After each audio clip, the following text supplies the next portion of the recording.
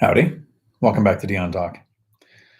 It is Tuesday, starting these at 4 p.m. now Pacific time to try to help people on the East Coast from having to stay up too late. There should be a nice short live stream. I just want to cover a couple of things, and then I'm going to go through every single question that comes my way. So I appreciate the questions. The first thing I want to talk about is a new Facebook group. The three amigos, me, Matt, the lumberjack landlord, and Michael Zuber from One Rental at a Time, have put together a Facebook group that you don't need to be a part of a course or anything to join. You can just become a member. And that group should be investors who are sharing their knowledge. And then the three of us are there also to put in what we think of questions too. So hopefully we can help you there. To reach out, it is just called the Three Amigos, the Three Amigos of Fi, F-I. And so here's what I would like to challenge you with. People who watch my channel. I'm always shocked at how in the FIRE community, financial independence, retire early. FI is just a word we use. Most of the people who interact with me know what it means. So I want you to do kind of like a fight club thing. Not the part where you go out, challenge somebody to a fight and you have to lose. Nothing that bad. But talk to the people in your circle and just randomly ask, do you know what FI means? And see if you get the response. Most people would know if you said financial independence, they would at least come up with some kind of definition that was at least close. But just randomly say, do you know what FI means? And see, because I've been shocked by some of the people who I know who are investors, who have rental properties that didn't know what that word meant. So the new Facebook group is the Three Amigos of FI, which is what the thumbnail is that leads people here. But as kind of a reward for the people who clicked on that, I'm going to share what my business book looks like. My entire investing portfolio strategy, all of the information fits into one book. So to run the business, it's very simple. And sometimes I say this and people think I'm kidding, but it really is kindergarten simple to run a business. With 16 rental units, and I'm looking to add more, my business structure looks like this. Everything's in my name. Long list of reasons for no LLC. One checking account, one savings account, one credit card that I pay off daily. I just use the credit card for cash back, never carry a balance. One spreadsheet, which I'm going to figure out a way to share my spreadsheet. I'm probably going to put it in that Facebook group as soon as I find somebody with enough technological knowledge to share it. If I've sent it to you, feel free, put it in that Facebook group if you know how. I don't have a 10-year-old living at the house anymore to help me with tech stuff. On that spreadsheet, there's one tab for expenses and one tab for income. I send the spreadsheet to my CPA and I sleep like a baby. That's the entire business model. There's no reason to overcomplicate this. Rental businesses are a way to, it's literally a 6-figure side hustle. And self-managing 16 units takes me about 2 hours a month because I keep it simple. So the purpose of this book is kind of like some people have a vision board where you put up the type of car you want, you put up the type of house you want, you put up something that you can see. I use this book for that kind of motivation, and it kind of keeps my information all in one source. So if I'm ever traveling, I literally tell my handyman, go get my book, go to the 10 pages that are dedicated to the property that you're going to. Each property has 10 pages inside this book. So the property, a picture of the property goes up there. Then the information, and I'm not going to get too into detail, but there is literally the mortgage, the original mortgage, if it was ever refinanced, the start date, the interest rate, the insurance company, the insurance policy number, what websites that are involved with any bills that are paid for there. If I have a water bill that goes to that property, the current tenants, the amount of rent they pay, when their leases start, when their leases end. And then that's why I have 10 pages, because I can add new tenants as there's turnover in the future. In the book, there's also, when was the refrigerator replaced? When did that washer and dryer get swapped out? How old is the roof? When was the roof done? When do I expect the roof to be done? But the idea with it being a vision board is there's a lot of 10 pages. I only have 7 properties. So my goal is to fill this book to the point where I need another book, slowly adding properties over time. This is how simple your information can be. It doesn't need to be,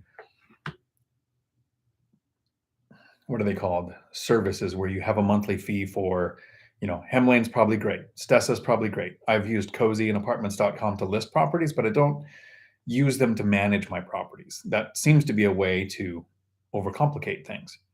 So those are the two things I wanted to cover before I get to any questions that pop up today. The first thing is the Facebook group, the 3 Amigos of Phi. If you just look for that in Facebook, you can ask to join. You can send a message and we can add you. It takes a couple extra steps, but that's okay. And the second thing is, if you find a way, and my original thought wasn't a book. I thought I would do a vision board and I would have a whiteboard in one of my rooms at my house where there was a picture of the property with all of the information next to it. But I quickly realized that even only 7 properties wouldn't really fit on a whiteboard very well with any amount of detail. So to me, the book works a lot better, and as to me, kind of fancy as it looks, this is off of Amazon. It's like $10. So works great for me. I'm going to say howdy. Hi, Julie. Hi, Larry. And howdy. Jan, evening. Julie, you had a fight with your laundry company this week. Kind of funny. I think you won today. Wish I could find one that had integrity. Laundry company? Yeah. What business do you use that has a laundry company? That's one thing that I would talk about as far as running a rental business is some people will say that you want multiple streams of income. So they'll say they want coin operated laundry on their properties. I personally don't want that. One of my criteria that helps me limit tenant turnover is to have in-unit washer dryers, because tenants don't like using laundromats and they don't like using shared laundry. So a tenant living in a place where they have coin operated laundry is probably just waiting for a place to open that doesn't have that.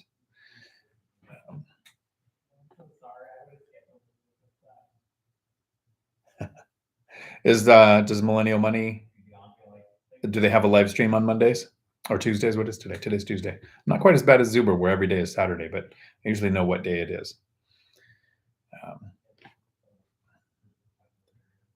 This Thursday, so you're probably watching this on the replay, so it's probably already after this already, but Thanksgiving, Michael Zuber and Matt the Lumberjack Landlord and me are trying to figure out how to do a live stream on YouTube with the 3 of us, which is going to take a third-party program to make it work. And all 3 of us really aren't tech related, even though they're both software guys. That confuses me.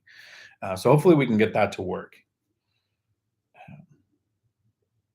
ML, hi Dion. Can the 3 Amigos do an episode similar to Meet Kevin's noob versus pro topics? The type of flooring, don't trash cabinets right away, remove garbage disposal, etc. Thank you for your, yes, I think so. We've done one, yeah, something similar to that, but that's a great topic. Noob versus pro. A few months ago, I probably would have done a video with a noob and a pro where I do a versus video, but I've realized those are really hard to watch if it's me playing the roles, if you have the app closed and you're just listening and not watching. So I'm trying not to make as many of those anymore. But I think that's a great topic, especially if we're doing it this Thursday. We can do, common mistakes that newer investors make that people who have been investing for a while don't do. And I deal with this a lot when I help somebody. I have a friend who just acquired a duplex. I've talked about it a couple of times. And the list of things that they want to do that won't impact rents is pretty big. So I don't want to stomp all over the dream of what they see the rental being, like, but a newer investor will think of things that matter to them if they were going to live there, but won't matter to a tenant and won't change the rents, but will take a lot of work to kind of like adding a garbage disposal. That's another thing that can break, that tenants aren't going to pay more for. Yeah, so that's a great topic for an episode. I'm probably going to have to take a note because my memory is terrible. Maybe if you're in the Facebook group, you can leave that comment. That would be great. Jonathan Fryer, what all goes into expense tab? Do you have any license for rentals? Do you have a license for rental? So it depends on your municipality. The cities might require a license. I know the city of Lakewood, Washington, where I never want to own a property again. You have to pay an annual fee of like $12 to have a rental there, but then they send an inspector out who's not a city inspector, not trained, not educated, and has ridiculous reasons, a ridiculous list of things they want fixed. One of them was the tenant had a Disney light switch cover. They made us change it out because they had to be uniform. This was like a 19-year-old kid with no training whatsoever on how to be an inspector. So we swap it out, guy leaves. And Lakewood, if you're watching, the second he was gone, we put it back on the wall because that's stupid.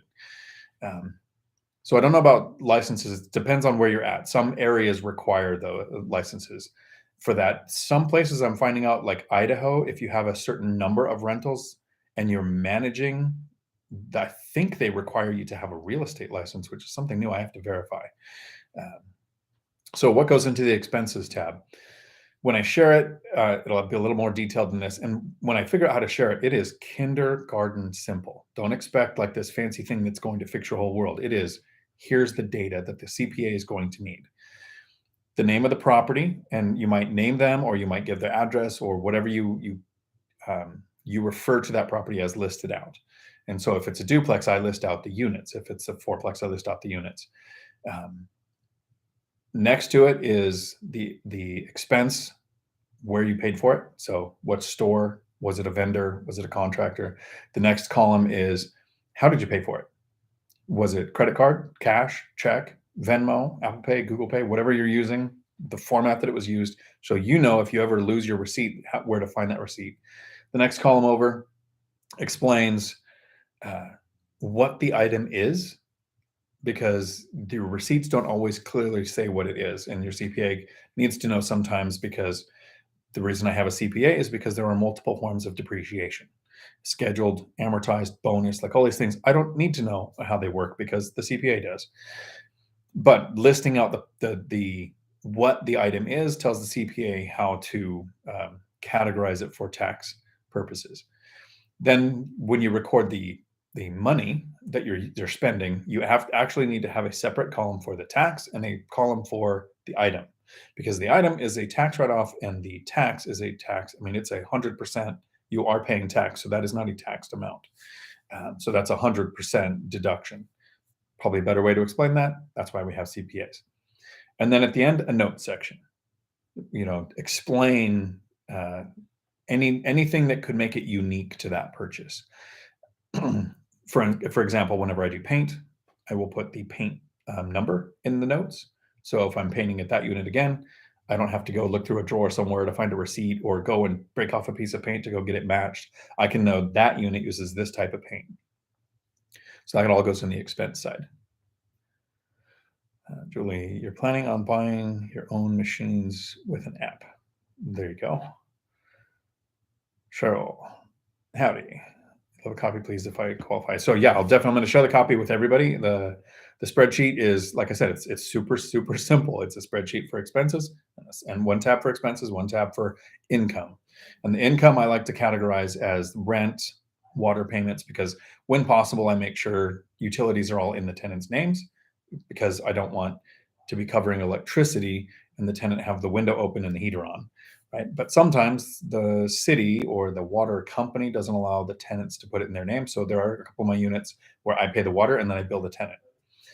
So I'll have a separate section where water income comes, so I know to be able to keep track when a property has made a payment. Jan, you know what day it is because you still have a normal job. I do still have a normal job. I don't know if I call it normal. It's been kind of interesting these last month because we're adding another campus. And if you know anybody looking to be an instructor, we're hiring in Washington and in Idaho. So right now with the demand for drivers, we could pretty much grow the company as big as we can find employees for. So that's our current challenge. Jones, update. Still no multifamilies but I've looked in PA, tons of properties available. So maybe if that's, depending on the distance, that's your new strategy. If you found a place that works. But I would wonder if there are places available there, why are the investors that are there not going for them? So do the research, have boots on the ground to tell you, well, that's the neighborhood you stay out of, or that's something that you might not know looking at it from a distance. Because one of the things I'm a teaching assistant in the BiggerPockets boot camp, and one of the things that always comes up about picking the market is it doesn't matter how good the market looks. It's what is your tactical advantage there? Do you know the neighborhoods because you used to live there, or do you have family that lives there? Do you have a good property manager or agent in the area who can actually give you real information? Because if I reached out to Las Vegas And I just randomly contacted an agent. I said, hey, I'm an out-of-state investor. I want to buy in Vegas. I guarantee they're going to send me a deal that looks great. But there's some reason why the investors in the area who are physically looking at those properties haven't gone for it. So I would want it to be somebody that I trust and I've vetted. So hopefully that works out for you. Eli, are you going to do the cash out refi? Tough call. I'm really on the fence, and I'm talking with Matt, the mortgage guy. Anytime I've given advice on doing a home equity line of credit or a cash out refinance, the question is never how much equity do you have and which one is better for you. Like I even have a video, home equity line of credit, where it says cash out refinance. The first question is, do you have a place to redeploy the funds for a better return? A return that's good enough to justify the added work to having another unit and the added expense of the loan or home equity line of credit that you have to get that money out. So what Mike is talking about is pulling money out to be ready for deals that come up in the future. So I'm right in the middle. I don't currently have a property that would make sense to make an offer, so I don't have a place right now to put the money to work. But the rates are at the right rate where I can pull the equity out. And Matt and Mike, we joke that they peer pressured me into doing this, but really it made me take a step back and look at my whole portfolio. My goal is to, whenever I buy a property, the first one I did a small down payment, 5% to get into that duplex, because in the beginning we don't have a lot of capital to do down payments. But as the income snowball comes in and you have more money from cash flow to invest, it makes sense to put 20 or 25% down. So I kind of buy equity when I buy the property. I'm taking the money from the bank and putting it in the property. I don't want to be 100% leveraged. But when I took a step back and I looked at the whole portfolio, I'm around 50% leveraged. I'm actually even less than that now. My goal is to stay between 60 and 70% leverage so that I'm getting appreciation on the largest amount I can without me being what I consider over leveraged. I'm having the best amount of principal pay down every month where the tenants pay off the mortgages. I still have a good cushion of at least 30% equity, so I can handle downturns in the market if they ever came up. So when I looked at that overall, I realized that if I'm under 50, I'm not following my own advice. So I'm probably going to be doing the cash out refinance. Matt and Mike did a video today that came out where they talked about, and I don't think it was the name of the video, but it was in the video, why they prefer a refinance to a home equity line of credit. A refinance, you pull out the amount, and Mike is going to sit on that money and look for deals. If they don't come up within 2 to 4 years, he's going to pay it all off. So he'll have paid some interest that time to hold that money waiting for an opportunity. So that's kind of a gamble. I think I'm going to be in the same boat. But a home equity line of credit, if something happens, the banks can take it away, say it's not available.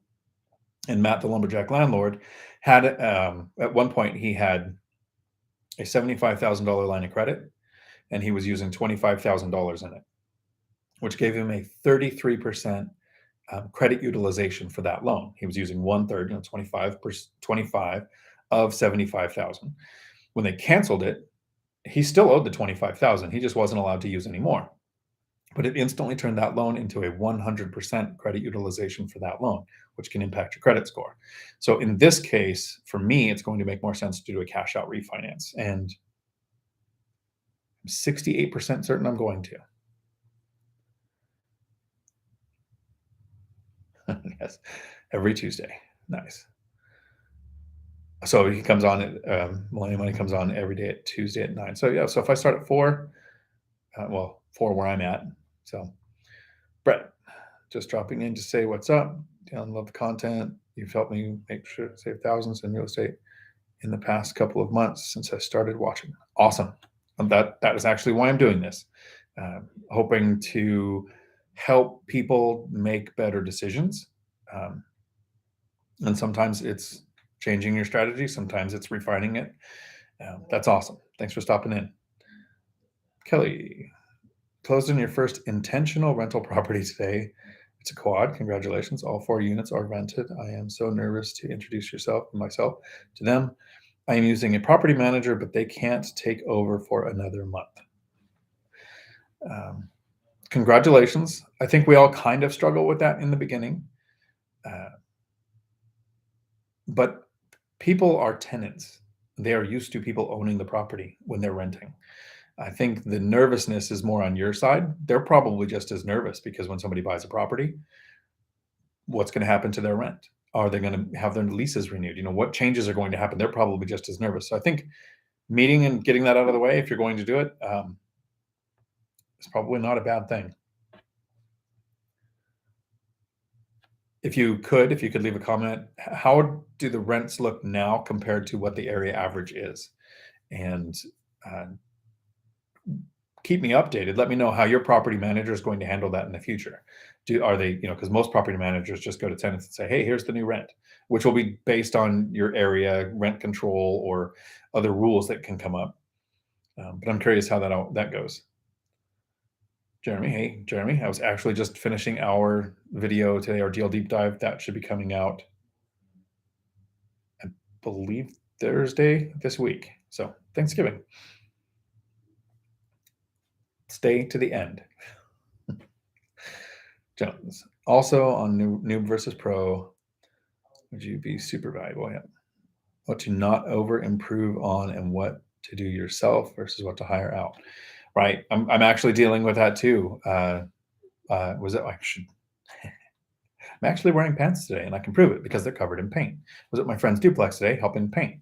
But there's some things that we're having handyman do for a couple of reasons. This is a new handyman to us that I was referred to from a Facebook group. And it's a kind of an easy project. And so part of it was share the information with the handyman to see what their rates are, came back with very reasonable rates. So based on price so far, this is a handyman I'm going to be recommending. My two handymen are busy. So this is a new one for me. It's projects I could do. It's a 2-3 small little drywall repairs and some baseboard. But this is a good opportunity to figure out the kind of work this handyman does.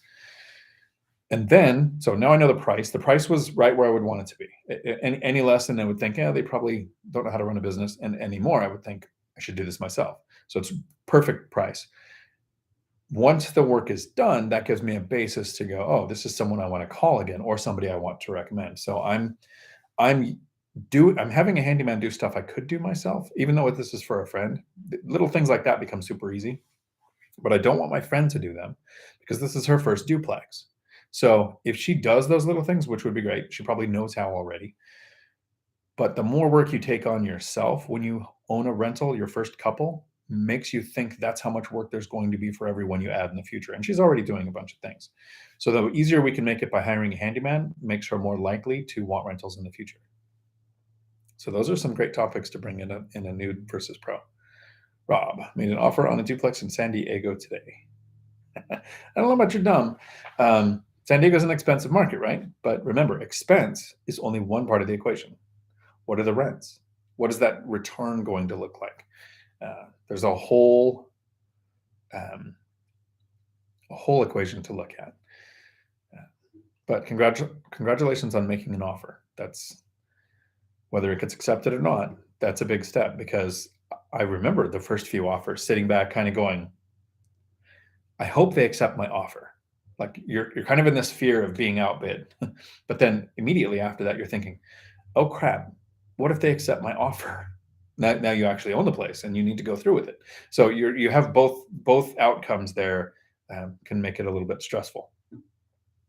Then later you realize every time I made an offer, that deal made sense to me. And if it gets accepted and goes through, it's extra cash flow. So now the hope every time is not so much does it get accepted, but will it appraise? Will we be able to work out all the kinks to get the deal done?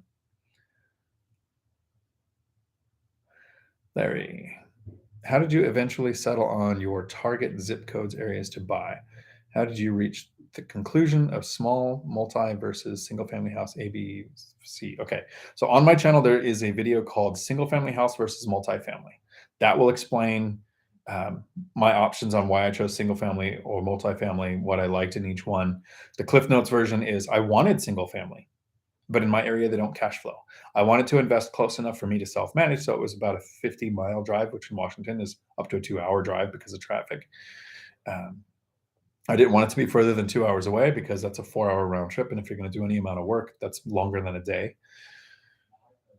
I didn't want to invest at a distance because part of my strategy is house hacking. So 2 times so far I've house hacked. Then that's another reason why I wanted to invest locally, and it was kind of close to where I work. Um, so I went to small multifamily because they cash flowed where single families don't. I've still in 10 years never seen a single family that cash flows. I only own one single family house, and that's because I kept it in the divorce. And it was my first rental when I moved into an apartment and rented it out.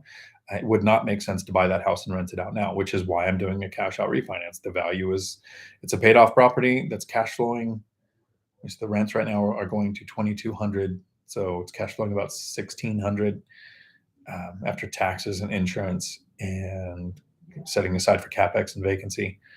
Um, so when I do that cash out, I'm going to be putting that property to work. I still wouldn't buy it based on its value as a rental. And I didn't go multifamily because I like 30-year fixed debt and residential, 4 units or less. You can get 30-year fixed rates, so no adjustable rates, no balloon payments, no loan revaluation period, things that happen with multifamily, 5 units or more. At least for the first 10 mortgages in your name, I wanted to focus on the safest debt strategy. And then the A versus B versus C neighborhoods, I prefer to invest in Class C neighborhoods. Class D is kind of a war zone. Wouldn't want to go there. Wouldn't want to feel safe going there to collect rents, right? So here's my reasoning. A and B properties probably get higher rents, but have a higher expense. So if you look at the yield across the board, you can find good and bad deals in A, B, or C. If there is ever an economic downturn, so a prolonged government shutdown, a pandemic, or a stock market crash, not that any of those can happen in our lifetimes, but it's possible. There will be people who move from Class A and Class B to Class C to save money. Hardly anybody's going to move to Class D. And in really good times, if people from Class C are moving to B or A, people from D are moving to C. So in good times or bad times, there's going to be more Class C tenants. So more demand means that my supply is better taken care of. So that's kind of how I came down to my Class C. I hope that answered that. Julie. Thank you for that. And I read all of these. I know everybody can read these, but if you're anything like me, I know that there are some people who have YouTube Premium and you put it on play and then you close down the phone and you just listen. So I read things like Julie says. I have a really excellent voice for this. Thank you. I think my voice lasts for about an hour. After an hour, I start to lose my voice. So I'm recording Michael Zuber's book. That is not it. That's his first book. But I'm going to narrate his second book, 15 Conversations with Real Estate Millionaires, and I'm probably going to have to do it in hour blocks so that my voice can keep going. ML, is house hacking and a boarding house the same? A boarding house can be house hacked, but there are multiple versions of house hacking. And there are several videos on YouTube on house hacking. I've got a couple on my channel. I've got one that's just house hacking, can you live for free? And another one, house hacking with kids, which Jeremy Kirkwood, who's here tonight, is doing. He has 8 kids and he's house hacking, was able to quit his job in 3.5 years. So it's a powerful strategy. A boarding house, and I might get this wrong because I live in the Pacific Northwest and they're not really called that here, but that's where you rent out rooms in your house, which is a form of house hacking. The basic premise for house hacking is to reduce or eliminate your housing expense, which for most people is one of the top 2 expenses we have. Depending on how you work, your top 2 expenses are housing or taxes.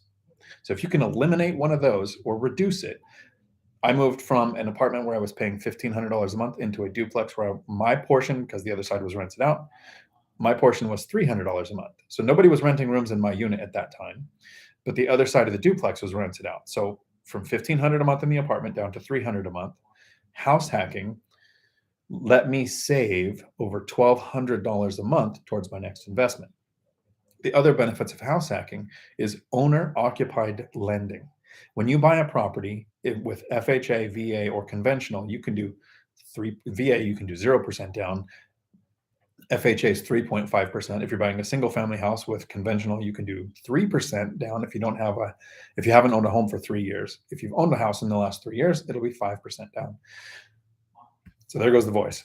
I'm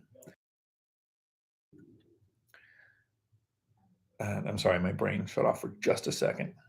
They have house hacking. If you're an investor and you want to buy a duplex, most lenders are going to want 20 or 25% down. So saving up $150,000 takes a lot more time than saving up $30,000.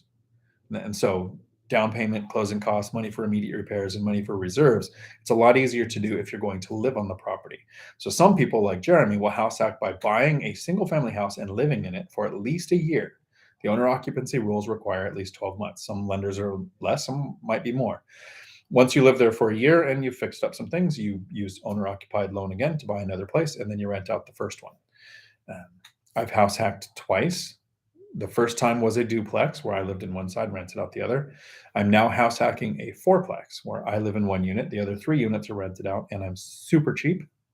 I rent out a room in the unit that I live so that the fourplex I'm staying at is cash flowing after all expenses and setting aside for repairs and maintenance and vacancy. $1,700 a month. I'm being paid, and that's actually changing because I'm using the binder strategy this year on all of my tenants. So that's actually increasing. So up through 2021, it's been paying me $1,700 a month. I will make a video in about 2 months talking about the new cash flow on the property that I live in. And I'm completely transparent. Some of my tenants watch my channel, and they have seen me talk about them raise their rent. I have a strategy that gets tenants to request a rent increase, and then I do a video about it. And so that's actually one of the things I try to share with landlords is the strategy to get tenants to request a rent increase, because after doing that, the landlord is happy because they're able to make enough money to cover any increases in property taxes or insurance or even like handyman expenses. But the tenant leaves the meeting happy. That, to me, is the best benefit.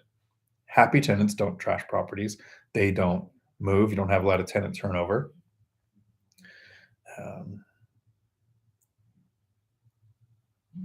Julie, it continues to describe me how few people are doing what we are doing. I am not only shocked at that, I'm shocked at how many people are aware that aren't doing this. The statistic is over 90% of real estate agents never own one rental property. So if you're not exposed to it, my parents didn't own rentals. I have one brother who does. Uh, other than him, I know two people in my entire circle who invested in real estate that I knew at all. So I get it. People that aren't exposed to it probably aren't going to do it. But if you're an agent and you help somebody buy a rental and you see the money they're dealing with, that confuses me that they don't do that. They don't do it more often. Jeremy, Dion, you have a difficult one for me. Okay. Another investor has a quad and a duplex in a good area here in Indiana, all rented but need bumped. Okay. They are not motivated, but like your creative financing. How can I motivate them? Did I send you a copy of my seller financing letter? If anybody wants that, because it doesn't fit in the chat here, email me. I'm going to put my email in the chat. I don't think I've made the video yet. So I'm going to make a video on my seller financing offer. I think I did a live stream like this, where the first 10 minutes I talked about that, all the different options. That's what I would use to motivate them. One of the things you struggle with is some agents think it's illegal to do owner financing. So if that's a barrier, maybe they've heard it, even just rumors that it's illegal. So proving that notes are an actual, financial instrument, pointing out the tax benefits, pointing out that they can earn interest instead of you paying it to a bank, saying that they don't have to have a large capital gains hit all at once. I mean, email me and I'll send you that letter because it has all the points that I go through. That's what I would do. Evan, evening. Excited to move out to your area. How would you manage your properties if you moved much farther away? Would you go straight to a property manager or would you hire a local for showings and check-ins? I would hire a property manager, hire a professional. I have talked with 2 other investors. Like I said, I know my brother and one other investor in the area that invest. We were thinking at one time of hiring somebody and making them an employee who manages our 3 portfolios and maybe more if they grew their business. We haven't done it yet. Here's my problem with property management companies. It's not the monthly fee. They are being paid to be available for a midnight phone call, right? I get it. That's going to cost money. And they're going to upcharge if they send a handyman out to switch out a light fixture. They're going to because they have to cover L&I and they have to cover travel expense and whatever else. So I get that there's going to be fees. My problem with property management companies. So whenever I do go to pick one, here's going to be my criteria. If a property owner has tenant turnover, it costs us money. Something good tenant turnover is at least $2,000. You're going to have paint, touch-ups, blinds, that kind of stuff, but you might have flooring. And if you're doing LVP in all your rooms, that could be $5,000 to $7,000 depending on the square footage, right? So it could be $5,000+ for a tenant turnover. So my motivation is I literally built my portfolio around limiting tenant turnover. In 10 years, I've had 2. That's it. One tenant inherited a house, totally get why she moved. The other one, the gentleman went to the hospital, passed away. The wife stayed there for a while, and then she went to assisted care. So that was my second turnover. My strategy is designed around keeping the tenants happy and keeping them in the units. Things like 2 bedrooms and a garage or more, because more space equals more stuff, less likely to move. I allow pets because people don't like to relocate an animal. And even if the pet's human moves, that's still a pet relocation.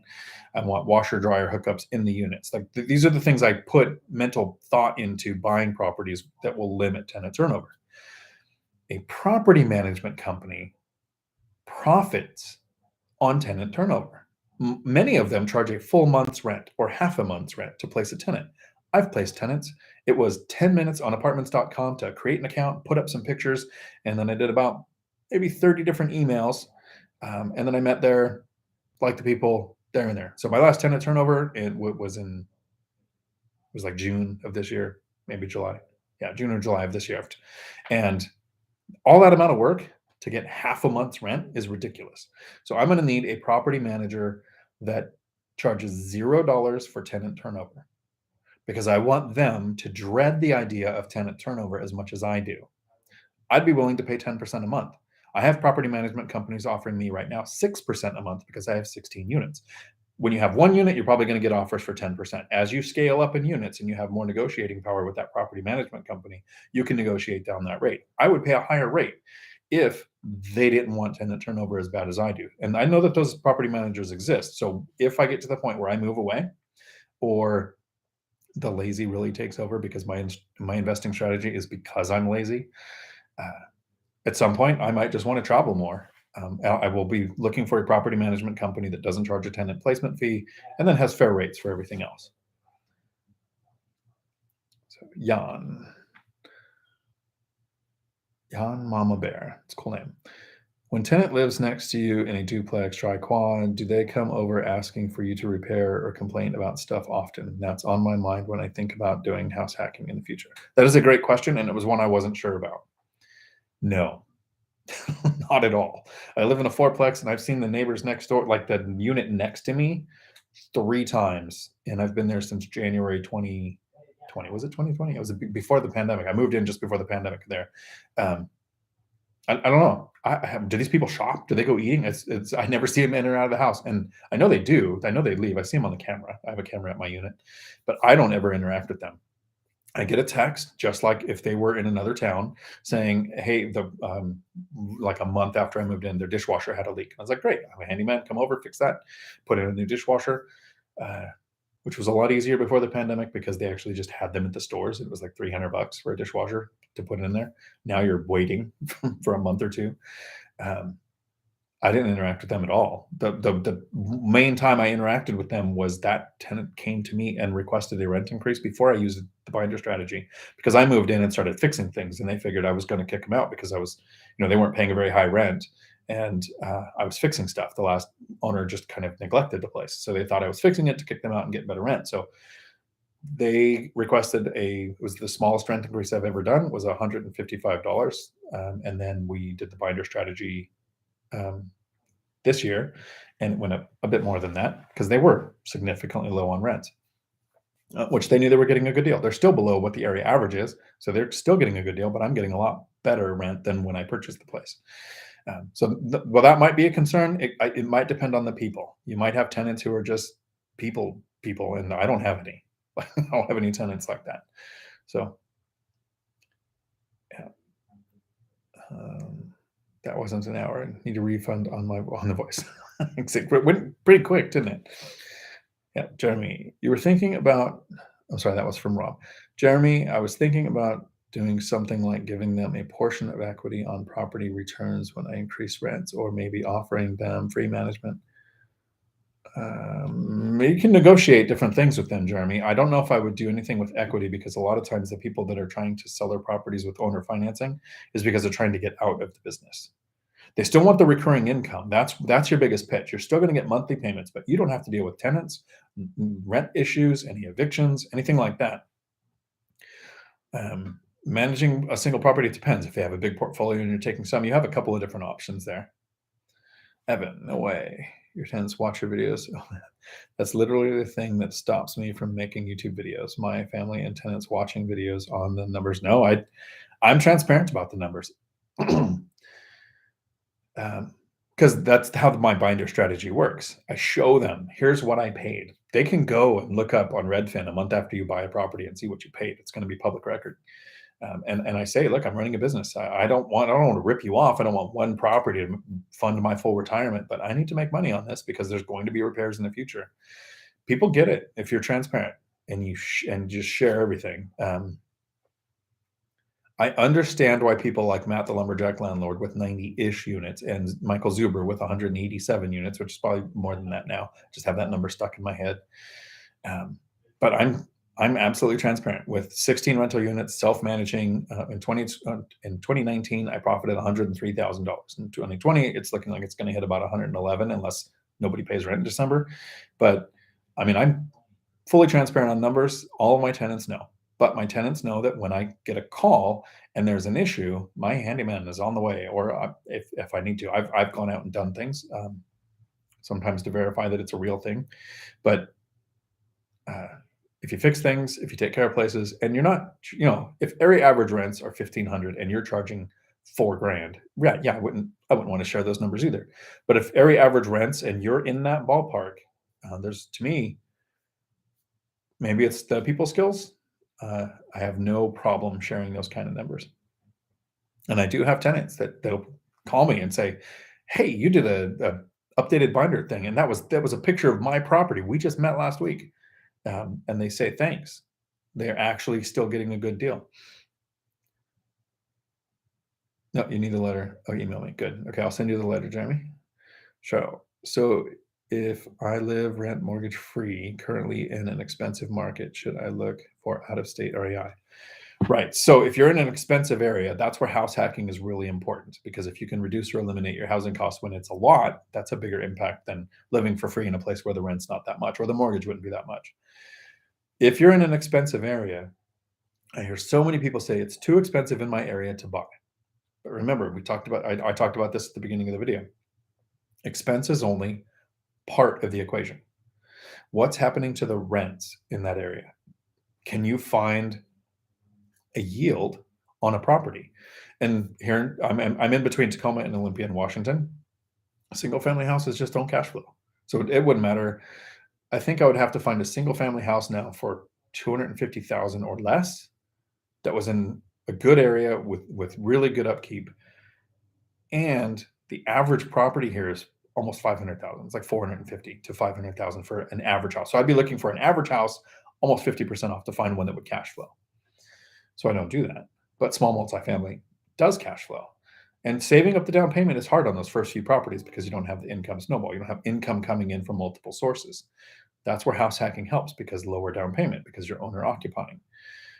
If you want to invest out of state, that's a completely different thing. I would recommend David Green's book it's called The Book on Long Distance Investing by David Green. It's the host of the BiggerPockets podcast, the real estate podcast. That's a great book. Talks about building your team at a distance. I haven't done that yet. I may someday, but not today. Eli, who would you contact to help with an installment sale? Real estate attorney. Yeah, real estate attorney would be for an installment sale. I'm making a seller finance offer with every offer that I make now, even though I find that my deals off the MLS, on the MLS, my deals come from the MLS. Disappointment in my own grammar. My deals come from the MLS. I make an owner financed offer, and then I say I'm also willing to use a regular loan, and here's so I'm making basically 2 offers with each one. And so I'm using my agent. My agent has all the paperwork to do this. If I was ever finding an off-market deal, like Jeremy sounds like he's approaching the owners and saying, "Hey, I want to buy your properties. This is what it would look like." And if you don't have an agent involved, I would definitely go through an attorney to make sure that that's done right. Howdy, Invest to Wealth. I'm going to have to check out your channel. Steve, my issue is that the properties in my area are under 75,000 and it's a pain in the butt to get a 30-year mortgage. Most will not lend under 100,000. I've been getting creative with owner financing. Yeah, so that is a challenge. In some areas, especially if you're using owner finance lending, you can't go, FHA only goes up to a certain amount. VA finally got rid of loan limits, but that was a challenge for a while too. And some lenders will go down to 80, maybe 90,000, but properties less than that's really hard to get a traditional lender to do it. It's just not worth their time, really. So maybe look at private money lenders. April Crossley was just on my channel, and that's what she does. She's a private money lender. So there's a difference between private money and hard money. Private money can be structured in all kinds of ways. Hard money is usually you have a set amount of time at a certain interest rate. After that time, the interest rate goes up really high, or something else bad happens. So I would look at owner financing for me is the goal, because every time you do owner financing, it doesn't count against the 10 that's in your name. You can negotiate depending on what the seller's looking for. At that range, the BRRRR strategy might be an option if you could find hard money for the amount of the purchase plus any rehab, because maybe if you can get the places nice enough, they might be worth more than 100,000, and getting a refinance out would be an option. There's a lot of risk in all of that, though, so I would really do some research before I tried to commit to doing that. That's about the price range that my brother invested in. What he did was paid off his own house and used a home equity line of credit to buy properties for less than 100,000, then put sweat equity into them, make them really nice rentals. Then he would focus all of his cash flow on that home equity line of credit till it was paid off. Then he would rinse and repeat. Just keep using that equity over and over. Yeah, it actually sounds like yen. Okay. Yen. Okay, cool. Japanese currency. That's how I tell people to pronounce my name. Nice. And I'm such a nerd. The only reason I know Japanese currency is because I played Dungeons and Dragons, and there was a Karatur module that came out that had like yuan and yen and all of that in there. So I've never actually been to Japan. I've been to Okinawa. I don't even know what currency they use there. Jeremy. So I'm probably going to say your name wrong a few times, Yen. Feel free to correct me every time. Jeremy. You have some experience with having people close. You own several homes, Airbnb in your neighborhood, no more than any other tenant, and it's convenient for what I like to do for upkeep. Cheryl, sorry, I meant to include that I was planning on house hack in an expensive market. Yeah, definitely. Like I said, the more expensive the market you live in, the more impactful house hacking is. Even David Green from BiggerPockets, who lives in San Diego or San Francisco area, is still house hacking with a very successful podcast and a very successful real estate business. He's making a lot of money. He's still house hacking. It just makes sense. It's kind of addicting when you get paid to live somewhere. It's going to be really hard for me to transition at some point into paying to live somewhere. Jeremy, get a real estate attorney and give them the details, and they will find all the docs that we needed. Yeah, real estate attorney is the way to go. Yeah. In Triangle area, really, yep. Durham. Okay. Single family houses at current price just don't cash flow. Currently looking into partnering up with an agent out of state, but within 5 to 6 hour drive. Okay, yeah, and you're going to find once you go to a certain distance, it's just as easy to invest 1,000 miles away as it is 500 miles away, because it's not like you're going to the property to do stuff. So having your team in place in that area is key. Dawn, your transparency and direct actionable steps are the reason I spend time watching your content. No flashy guru nonsense, sales or ego, just genuine help. No, thank you.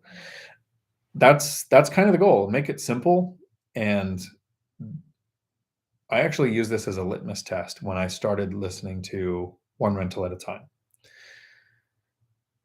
If somebody is trying to give financial advice and the way they make their money is the format for giving financial advice, then I wouldn't listen to them.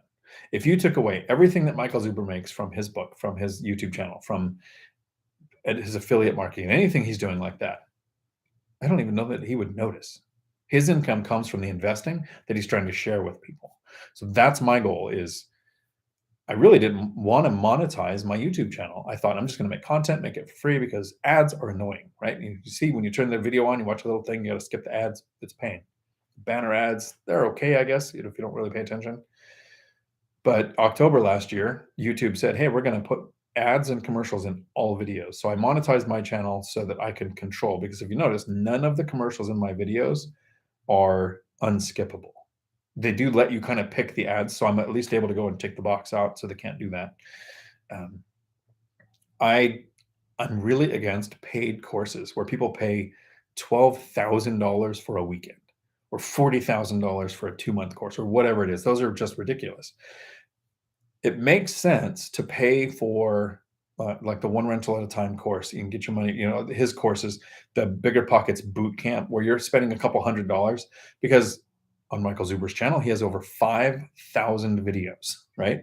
Do you want to watch all 5,000 to learn what he would put in a course, or do you want to pay a couple $100 to get all that information refined down to, here's the strategic order that you would do to learn your strategy, learn your market, and make work optional? BiggerPockets has a 10-week thing where the course comes out with information every week. Then teaching assistants like me every 1 day a week have a 1-hour live stream where we go over the curriculum. It makes sense, because how many BiggerPockets episodes are there? They had BiggerPockets, the real estate, BiggerPockets rookie, BiggerPockets money, BiggerPockets business. Like, they've had all of these different podcasts. Each one is over an hour. Can you watch 4,000 or 5,000 hours of videos to get to what they would put in a course? Or you could pay a couple $100, take the course, have direct access to a teaching assistant, because you guys are here now. We're doing this every Tuesday. We're trying to answer questions. And if you're in our Facebook group, we're going to try to answer questions. That's great. But not everybody is watching this, and not everybody is in the Facebook group. That's where courses like that will make sense. Someday, but not today, I may make a course. I might go, these are the specific videos in order that I would do. My goal right now is to just make a playlist. Like, these are the ones I would suggest. Start with the 6 steps to get started, how to screen tenants, how to collect rent, like just the videos that are how to run a business. I'm just going to make the playlist. But if I ever made a course, operating on Teachable costs money. So to set that up is going to cost thousands. So a fee for the course would make sense. But those gurus that just go, give me a bunch of money, and then I'll give you the secret. And then once you give them some money, they're like, okay, if you give me some more money, I'll give you the real secret. And they just keep upselling you. And as much as I like the book by Robert Kiyosaki, Rich Dad, Poor Dad, I go to the free seminars. I like getting around people who are excited about that. This is a whole industry that you can get into and network with people. But I've never paid for any of their courses, because every single time it is, give us this much money and we'll get to the next level. Give me this much money, you get to the next level. And I'm not going to do that. If there's enough free information to not spend thousands and thousands of dollars to get information. Julie, buy some silver today. Okay. So yeah, once your portfolio gets large enough, I think you should diversify. I don't think you should diversify to grow a portfolio, but once you have a portfolio, some money in crypto, some money in metals, some money spread out. I'm not there yet.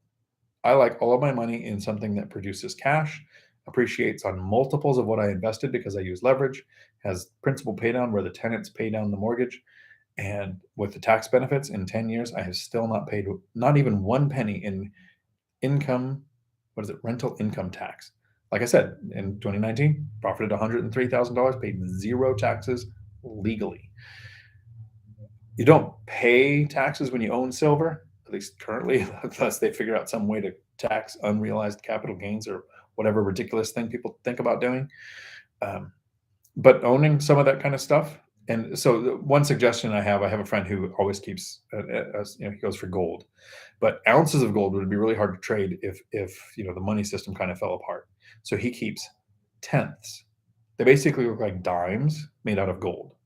And so it's easier to actually be something you could use if It never got bizarre enough to where we had to use actual coins as currency.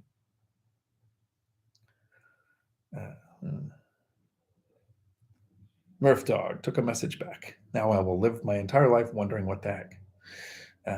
Lewis, or Luis, however you say it. Do you do anything different when making an offer to have an advantage now over other buyers? My wife and I are looking at our first duplex to house hack. Don't waive inspection. Even if you're not going to pay for an inspection, which I recommend having an inspection, the most important thing about having an inspection clause is that period of time, whether it's 5 or 10 days to do an inspection. That gives you that time to figure out if you really want the property. If you waive the inspection, you lose that time, and you're going to lose your earnest money if you pull out for anything other than appraisal. To make my offers more attractive, 2 things are tools that I use. The first one is speed. Speed is your friend.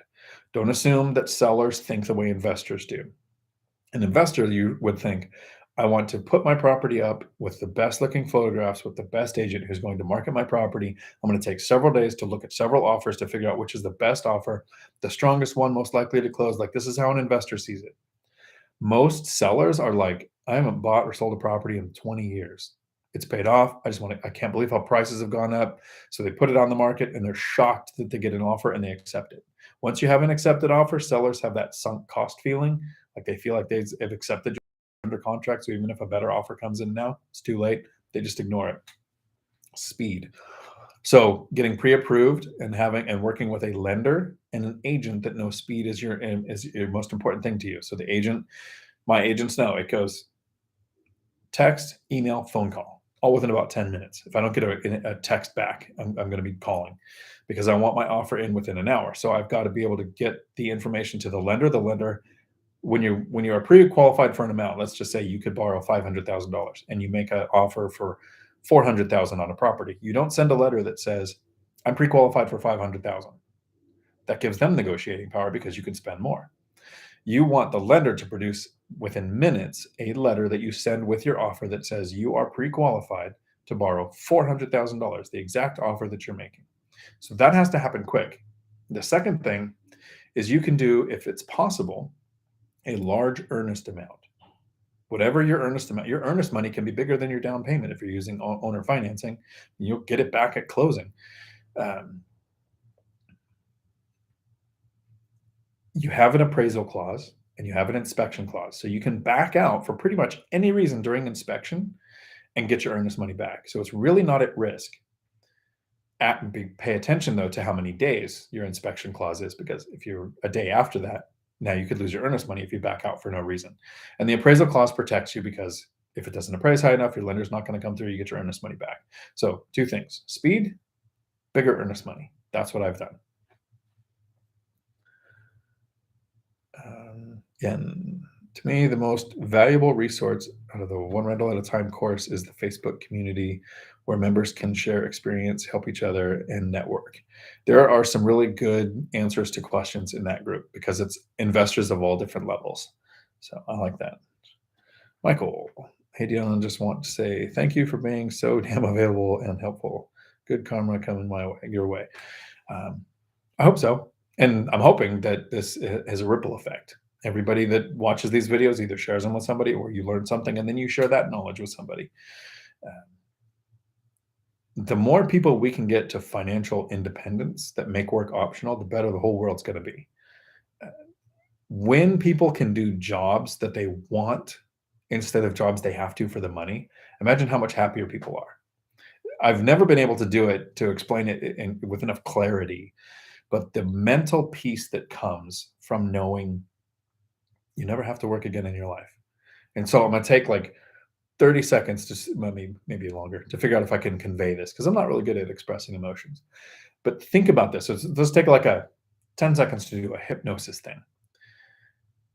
Think about getting a promotion, or you applied for a job, you got interviewed, and you got hired. Okay, so in those 10 seconds, just think that emotion. I got the job I was trying for, or I got the promotion, that feeling, right? Imagine if that feeling, instead of being transient, once you have the promotion, now you're just doing the job. Once you get hired, you have to learn the job. Now you're just doing the job and you're earning the paycheck. So after that first happiness from getting hired or getting promoted in real estate, without doing anything, and Mike and Matt said this today in a video that I was listening to. I actually watch pretty much all the videos that they do together. I love the dynamics that they have. And there goes the voice. Sorry. Have we hit an hour yet? Ironically, to the second we hit an hour and the voice starts to go. Matt and Mike were talking about doing nothing and their net worth increasing. They were talking about if interest rates dropped to 1%, that would cause appreciation. Properties would go up because people who buy on payment would be making smaller payments to buy more expensive places. So properties would go up. But last year in most markets, the United States saw an average of 16% appreciation. Most areas saw 24%. Seattle and San Diego and a couple of others saw 30% appreciation. So if we get people on the property ladder where you own properties and you do nothing, every single month, my tenants are paying off about $3,000 in the mortgages, and appreciation is happening. So doing nothing every month, I'm getting hired. I'm getting the promotion. I'm getting that experience of that growth without having to do anything. So my goal is to get this information out to as many people that are willing to take the time to come on here and learn how to do this. It's totally worth it for me. And I'm going to use the trick to try to keep the voice living.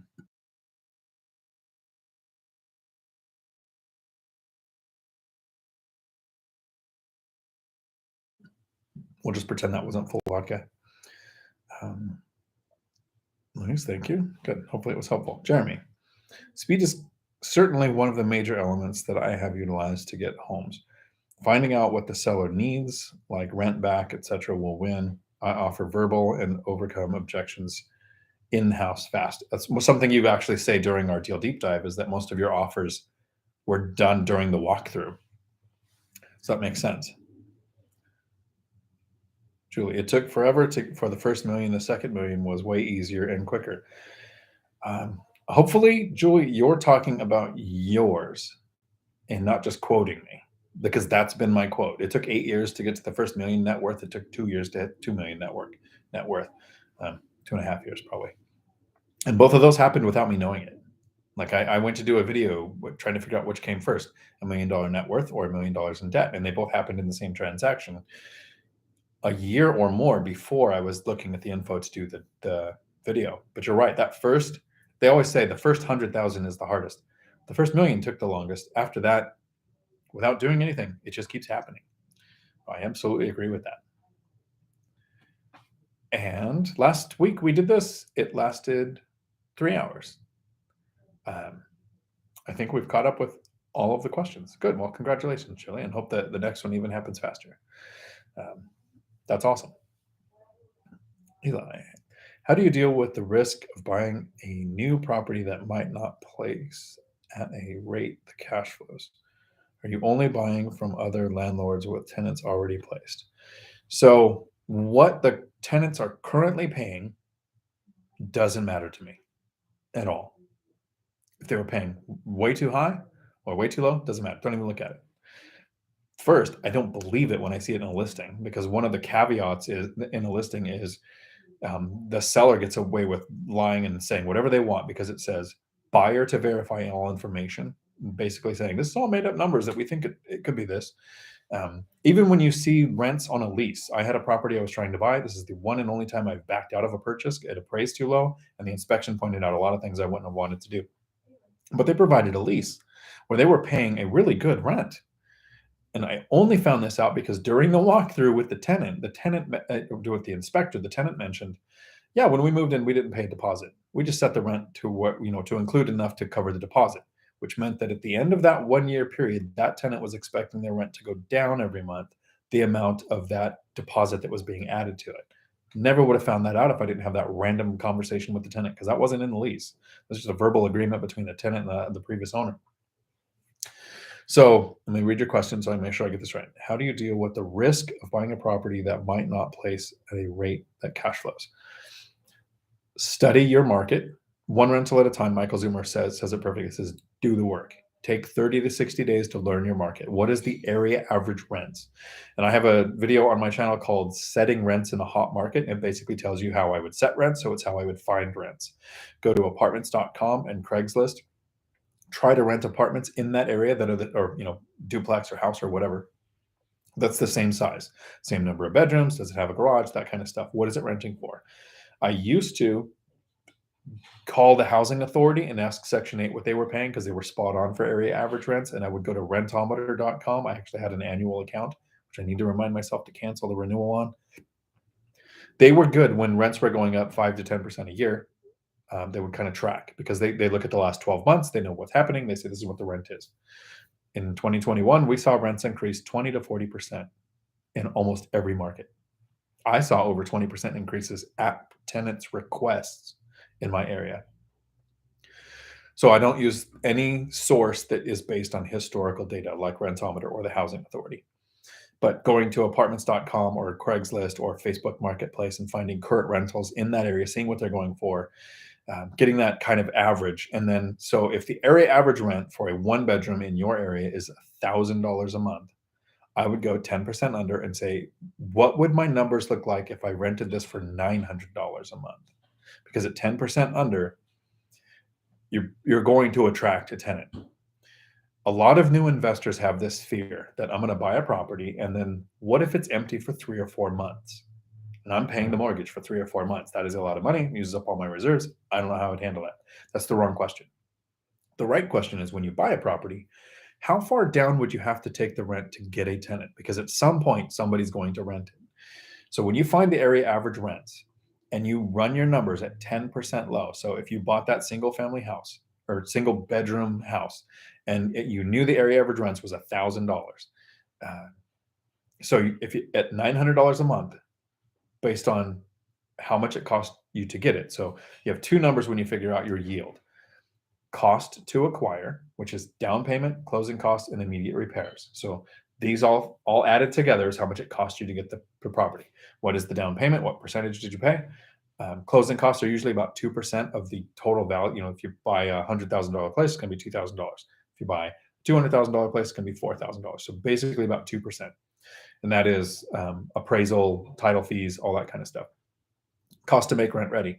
So depending on the property, how much work are you going to have to do, which you can kind of guesstimate, but when you get the inspection done, you'll get a much better answer. And you just learn this, the more you do it, the easier it gets. So that's your cost to acquire. Then you have your annual profit. So if you're making $900 a month in rent over a year, that's $10,800 total, right? Yeah. So then you take out principal, interest, taxes, and insurance, so your mortgage. And then you set aside 10% of gross rents for repairs and maintenance, and you set aside 5% for vacancy, or you can pick different numbers. If your vacancy rate in your area is super high, you might go higher. In my area, I've never had a vacancy, and I have tenants in line waiting for places to open up. So I do 5% for vacancy, because on a tenant turnover, there will be some expense. That's the money that's going to pay for that. So you take out your expenses, and what's left is your profit. So how much money every month that you make that you get to keep, that after paying your expenses and setting aside for future expenses, you times that by 12, divide your annual profit by your cost to acquire, and that will give you a percentage. If you got a 0, I mean, it's going to break even. To me, I wouldn't do that deal because you're going to have problems in the future. And some people will say, well, I could do that because my area is appreciating. Well, appreciation last year doesn't mean appreciation is going to happen next year. Can't count on that. We benefit from it when it happens, but we don't count on it in the future. So you learn your area and you study it for a period of time to know your area average yield. So first, what are the area average rents? You can know your expenses. You can go through that math of the yield. And I have a video on my channel called Cash Flow, How I Run the Numbers, that teaches how to get your yield. Once you learn the area average in your area, if every single property that you looked at, like every single family house here in this state loses money. So I don't buy single family. I look at small multifamily. Most of them can get between 4 to 7% return on kind of an average deal. So I look for 10. If you look in your area and the average deal across the board, everything you look at would get you a 10%, you want to look for the deals that would get you 13 or 14. So you're getting the best deals in your area. So you're putting your money to its best use. If you look in your area and small multifamily don't cash flow at all, then you're going to look at storage sheds, mobile home parks, multifamily. Maybe single family is the one that works. I've got friends in Washington who invest in Ohio because in Ohio, single family homes cash flow. So it depends on what works in that market, and then learning what the area average return is, and then shooting for better than that. Hope that helped. And I lost myself. There we go. Cody, howdy. What's something during your investing journey that was harder than you thought it would be? Just something that, what is the hardest part about it? I'm trying to think of what's hard. I've actually, on my channel, I've wanted to do videos on landlord nightmares. I thought it was going to be like a series. Like, these are the things that it sucks to deal with as a landlord. I came up with, at one time, I got a 10 o'clock call at night for a plumbing issue where I texted a handyman and the handyman couldn't handle it. So he called a plumbing service and the plumbing service went and handled it. It cost me like $500 or something. That's my nightmare. 2 texts and a phone call at 10 o'clock at night. Here's what's harder. And this seems to be consistent with almost every investor that I talk with. The first deal, the first property, the first tenants suck. It's going to suck. I rented to a friend. I didn't use a lease. We did it on a handshake. I let the rent get late, which meant that it became never. Found out they had moved out, rented the house to someone else, and was collecting rent and keeping it. Had done half projects, built half a wall. Place was just trash. Everything went wrong with that, and everything that was wrong with that first deal was my fault. I didn't set tenant expectations. I didn't have a lease. I didn't do property walkthroughs to find out what was going on. I didn't hold the tenant to the lease when the rent was late. There should have been the late fee that's in all my things now. And since I've got these systems in place, in 10 years now, I have never had one late or missing payment. Not one. Because I'm running it like a business. So that's the thing I think that was harder than I expected was, for some reason, I'm mentally challenged. I thought to become a Marine, you go through 13 weeks of boot camp, and then you go to infantry school, and then you go to your MOS training, and then training is ongoing. To become a police officer, I was in Purian here in Washington for 6 months for a police academy, and then training is ongoing. To drive a truck, there's CDL schools. There's these skills that you learn to work in any industry. And I thought I could jump into real estate and replace my income with it and wouldn't need any training or education. So BiggerPockets, one rental at a time, talking to people that have done it, educating myself. Once I did that, this became so easy. Like, have you noticed, anybody who watches my channels, that I give like a 10-minute class on how to do something? And at the beginning of it, you think, okay, so this is a concept I've never thought of before. Dion the thumbnail on the video is investing in rental properties without spending any money. It's one of my videos that I have, right? How to buy rental properties without spending any money. When you first see that, before you've seen the video, that's a new concept. So it's really weird. The whole video is 10 minutes of me explaining how you take money from the bank and you put it in the property. It's still yours. It's still there. You can sell, you can cash out, refinance, you could take out a home equity line of credit. You're not spending any money. Well, now that you've heard that, that's such a simple concept. That money is still mine. I met Brett in Idaho. We went out to lunch so thanks, Brett, if you ever watch this. It was great to meet you. And he said that was kind of a mind-opening moment for him to go, wow, I'm not spending money when I buy a property because the money's still mine, right? Very simple concept.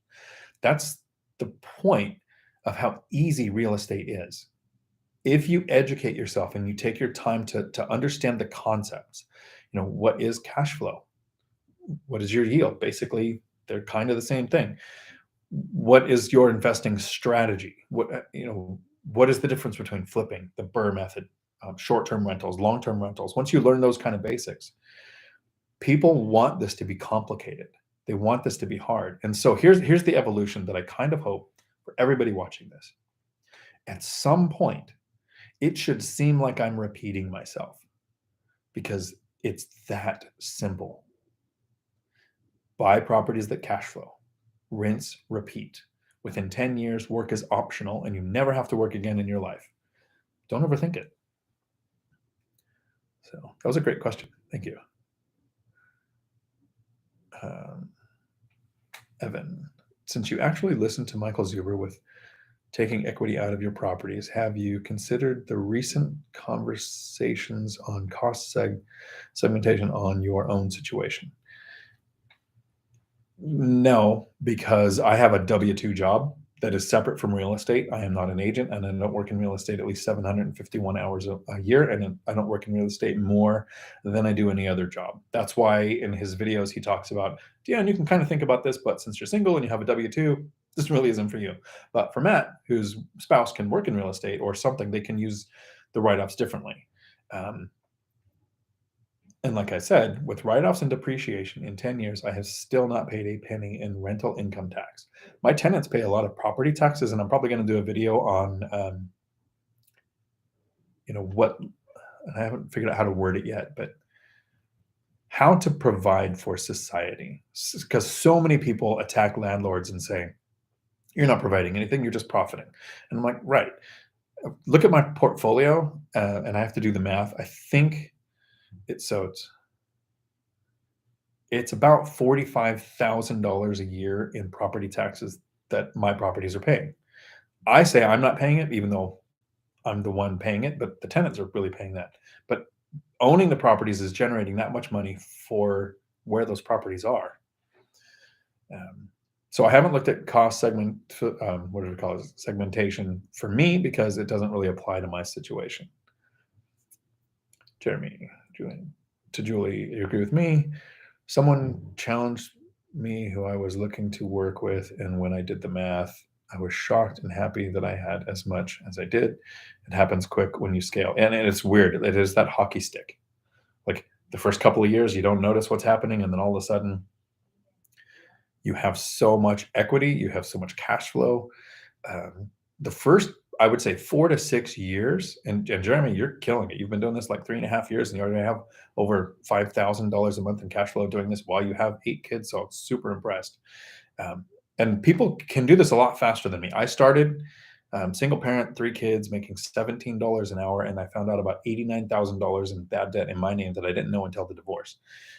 So I kind of had a bad starting position. So if you have a pretty decent starting position, even if you're just neutral or at zero, total financial freedom can happen in much less than 10 years for just the average person. Murph Dog.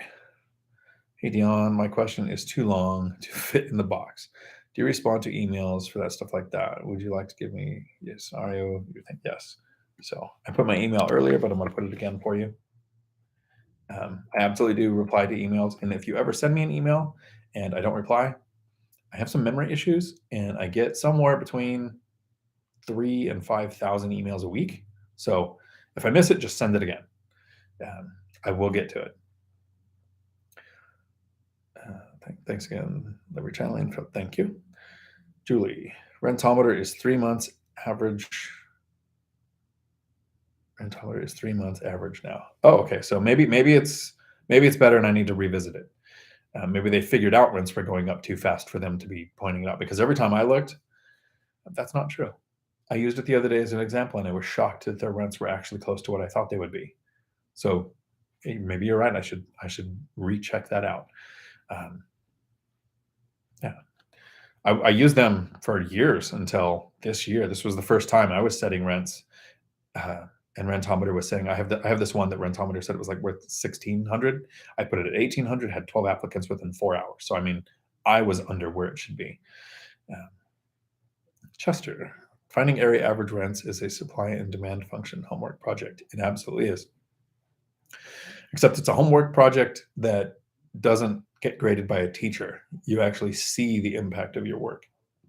Chester, by the way, that operating income is pre-tax profit, but that doesn't include business expenses like depreciation and other above line business tax credits. Correct.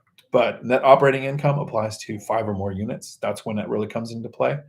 With me, I've never used net operating income for anything other than, I mean, I guess you could apply net operating income to cash flow. And my cash flow, I do run it basically pre-tax, post-tax is the same in my business model because of depreciation and write-offs. The number doesn't change. I do carry forward a small loss. I make sure my CPA doesn't make it look like a big loss because I want to qualify for the next loan. I'm still doing residential loans in my name because I haven't hit 10 yet. Once I hit 10 and I'm doing commercial, I might have more write-offs to carry more loss forward. We'll see at that point. Larry, in your market, have you considered Section 8 tenants for 5-bedroom single-family houses? Got this idea from Dr. Joe Asimo. I love the doctor, I didn't know he was a doctor, the Joe Asimo episode on BiggerPockets. Section 8 in my area isn't paying the area average. My strategy is to keep 30%. I have 3 groups. 1/3 of my tenants I want Section 8, 1/3 I want military, and 1/3 I want working or retired. So I have some Section 8 tenants. And this year is the first time I had some tenants move out that I didn't renew that unit with Section 8 because they were so far under what I could get. They're the one that went for 18. Section 8 was offering me 16, which is what Rentometer was saying it was. And the area average there's actually like 21. As soon as I placed tenants there, Section 8 reached out to me with an emergency housing voucher. So because of COVID right now, they could pay $2,100 for that same unit that they were offering me $1,600 like 2 months before. So check currently with the housing authority as to what programs they have going on and what they will pay. So I do use Section 8. One is in single family, the other one is a duplex, and the one that I didn't renew with was in a duplex. They pay based on bedroom count. So if you have a duplex with 5 bedrooms each side, they're going to pay the same as they would for a house with 5 bedrooms. They don't care if you have garages. They don't care if you have pools. They don't care anything. It's just bedroom count for Section 8.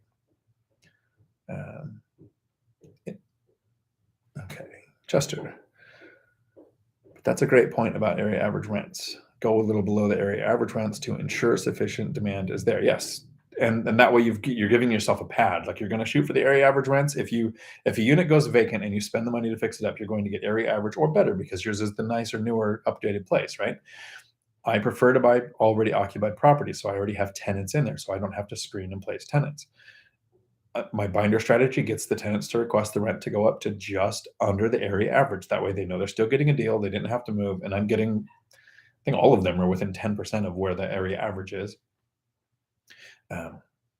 So yeah, that's how I run the numbers, just under what the area average is. What the tenants are currently paying and what the seller says the rents are means nothing. Mr. Heavy, have you ever had or heard of an appraisal falling through? And if so, what were the following actions? An appraisal falling through. So not being enough. I've had a property that appraised 50,000 too low. Saved me. It was a bad deal. There was a bunch of other things that the inspector found that needed to be done. Earlier this year, I heard property prices were going up too fast and appraisers using comps were coming in low. In the last month, I've had several people where their appraisers hit the numbers. You can contest an appraisal. Sometimes your lenders will allow that. You can meet the difference, but you have an appraisal. You have an appraisal in there to protect the lender and to protect you. If you have several investments and you know what your rents are going to be and you know what the price is, that's where all cash offers come in. Use hard money, get the deal done if you know what you're doing. But for a newer investor, we're going to screw up on the area average rents. We're going to screw up on how long it takes to place a tenant, how long it takes to do any kind of rehab. We're going to make those mistakes. At that point, as a new investor, I think the appraisals protect the investor as much as they protect the lender. So you have a couple of different options there. I like my preference. This is how a perfect purchase would go for me. I make an offer on a property.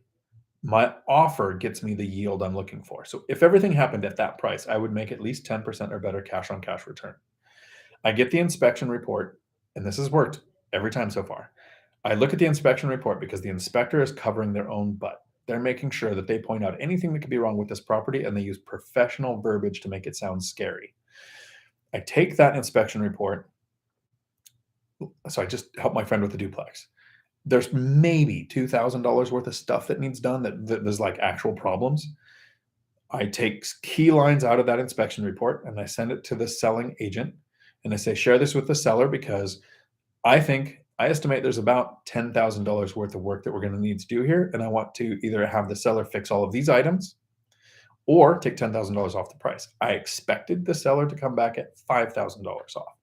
That's that, never meet in the middle from the book, but people meet in the middle. They came back at $10,000 off.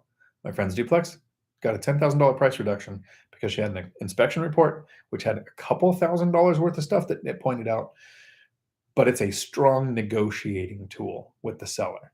So that's the first step, is that the inspection report helps you negotiate. My hope then is if you're offering $500,000 for a property, my hope would be that it appraises for $490. And then I just tell the seller, hey, it's $490. It's all I can borrow. I'm not going above that. I've had one happen where I offered $298. It appraised at $290, and I told the seller I would walk if we didn't meet. So it came down, and then we negotiated something off. It's literally a $10,000 reduction because the person who has the ability to walk away has the power. If the appraisal comes in too low, the seller's probably just not going to accept your offer and wait for something like an all cash offer or something else, or a different appraisal with a different lender. So you can meet in the middle. So my hope is the inspection report has some things that aren't really big to fix that I can use to negotiate, and that appraisal comes in just under. Most times, like with my friends, it came in at the asking price because they have a living, breathing human making an offer for that amount that wants to buy the house. So appraisals for purchases usually come in at the appraised value or the offer price. Julie, third floor water heater burst in the middle of the night. Still working on that. It's finally on track. Ouch. Yeah. So lesson going forward is what did the flooring look like under the water heater? Was there any type of drain system? Is there? I've got a water heater that I'm probably just going to replace. But when I replace it, because it's so old, I want to put it to where if it has a problem, it drains into the crawl space and not into the floor and goes out and damages the walls. Yeah. Cody, when is the Three Amigos meetup convention? That is a great one. So this Thursday we're doing, if we can get the tech to work, we're going to do a live stream like this with all three of us and hopefully answer a bunch of questions. So happy Thanksgiving. Hopefully we all get to hang out together for at least a part of it.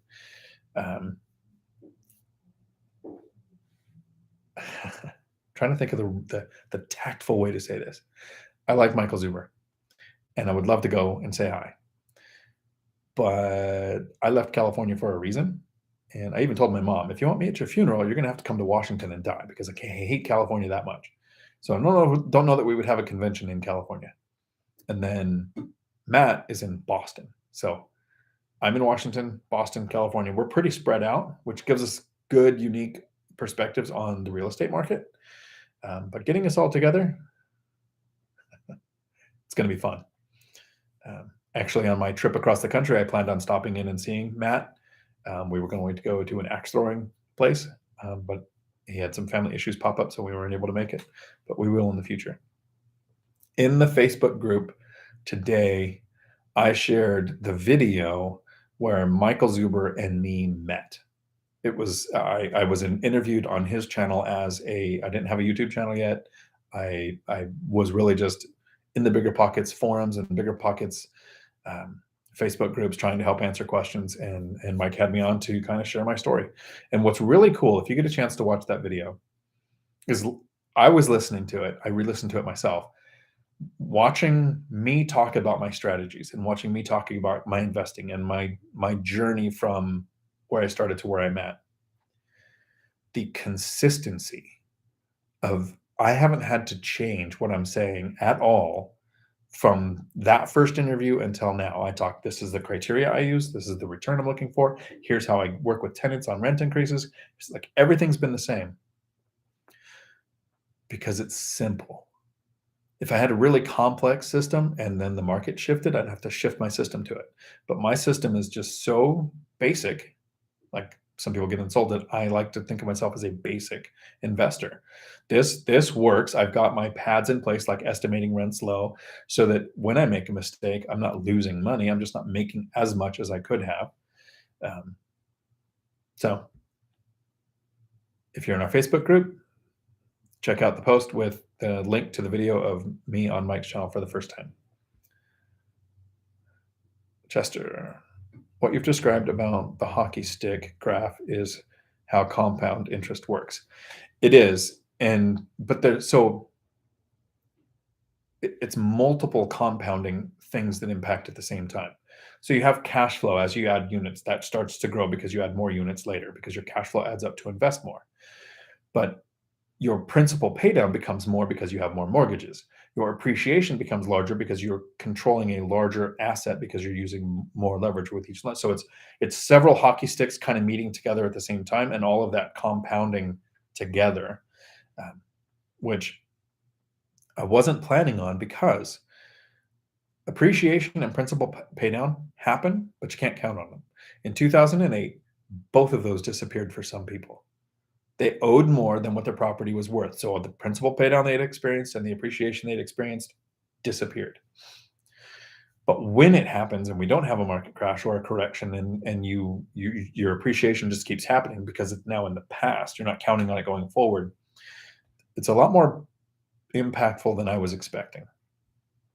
And so here's me being transparent. So don't sue me, bro. 10 years ago, 11 years ago now, almost, I was making $17 an hour. I started working at a truck driving school as a CDL instructor, working part-time at night. So now I'm part owner and president of the company. So that 10 years has gone really well at work. But my mindset is still kind of in that I have 3 kids. I'm a single parent. I'm making $17 an hour just to make ends meet. I have to work a bunch of overtime. I had a side hustle where I played World of Warcraft and sold things online. So part of my income came from playing a video game. To last year, not looking at cash flow. So cash flow, I've already said earlier in this video how much I profited. Just appreciation, my net worth changed from 2019 to the beginning of 2021, $600,000. That number is insane to me, to think $17 an hour, not making ends meet, having to work overtime, having to sell stuff in a virtual game, to net worth changing by hundreds of thousands of dollars because I did nothing. That hockey stick, that's what I wasn't expecting. T-stamps. Howdy. Chester, one book I'd recommend for everyone on the fence about getting started, The Science of Getting Started by Patrick King. Great read, 100%. Awesome. Cool. Chester, one other question. In case you'd already made a video on the different neighborhood classes, could you tell us which video it is? In case not, would like to request that one soon. That one is coming soon. For a long time, I wasn't making that one because if you Google Brandon Turner, class of neighborhoods, BiggerPockets, he has an article. The article has some good information, so I would usually copy and paste that in a link for people to read. But I need to make the video. But when I make that video, I'm going to do like 3 days of solid research to get the data right, to make sure that I hit on all the points, and then make a 10-minute video. I haven't had the 3 days to commit to that yet, so it's coming soon, because right now I'm going to focus the next few weeks on getting this Audible version of 15 Conversations with Real Estate Millionaires done. I've been traveling for the last couple weeks. I was in Idaho the last couple weeks, so now I'm back in Washington. Got my setup with my better mic so I can get the book recorded. So that's my primary focus. But once that's over, then I'm going to get back into some of those types of videos. So thank you for that request. Julie, I know where to have a convention. We'll share. Where's that?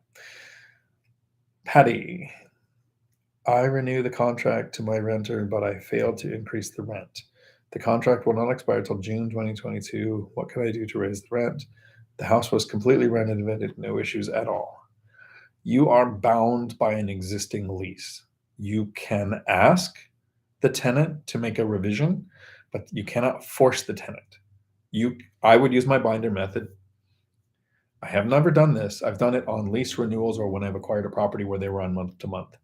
So you might have to check your local area. First, is there rent control in your area? Make sure that you abide by all those laws. Second, part of your lease should say severability or the legal definitions towards the end of the lease that says this entire thing is binding unless both parties agree to a change. If you both agree, and be very careful, don't say, don't text, don't email something like, if you don't agree to this, I'm going to evict you. Like, make it legal. Just go to them and say, look, this is what the area average rents are at. Here's what we agreed to. I didn't realize this. Property taxes have gone up. If they have in your area, only say that if it's true. In my area, it was 20% increase over the last 2 years. That's been a big impact. But you can say, due to the pandemic, other expenses are going up. So your handyman costs are going up, contractor costs go up, and just say, what do you think is fair? What can you agree to? You might not be as likely to get as big an increase as I do on a lease renewal when the tenants know that I have the option to not renew, and they might have to go find one of the other places that cost more. Have that conversation with the tenant. Maybe do some research into your local laws to make sure that you can make that adjustment. In Washington, there's that, I don't have it in front of me, but there's that part of the lease that says this is all binding unless both parties agree. So you can tear it up. The person can move out without paying your cancellation fee. You can choose to do that if both parties agree.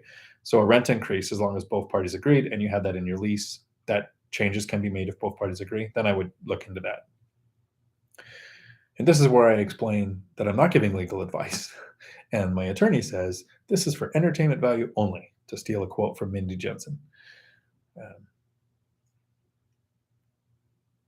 Michael, who are the best house hack experts you recommend?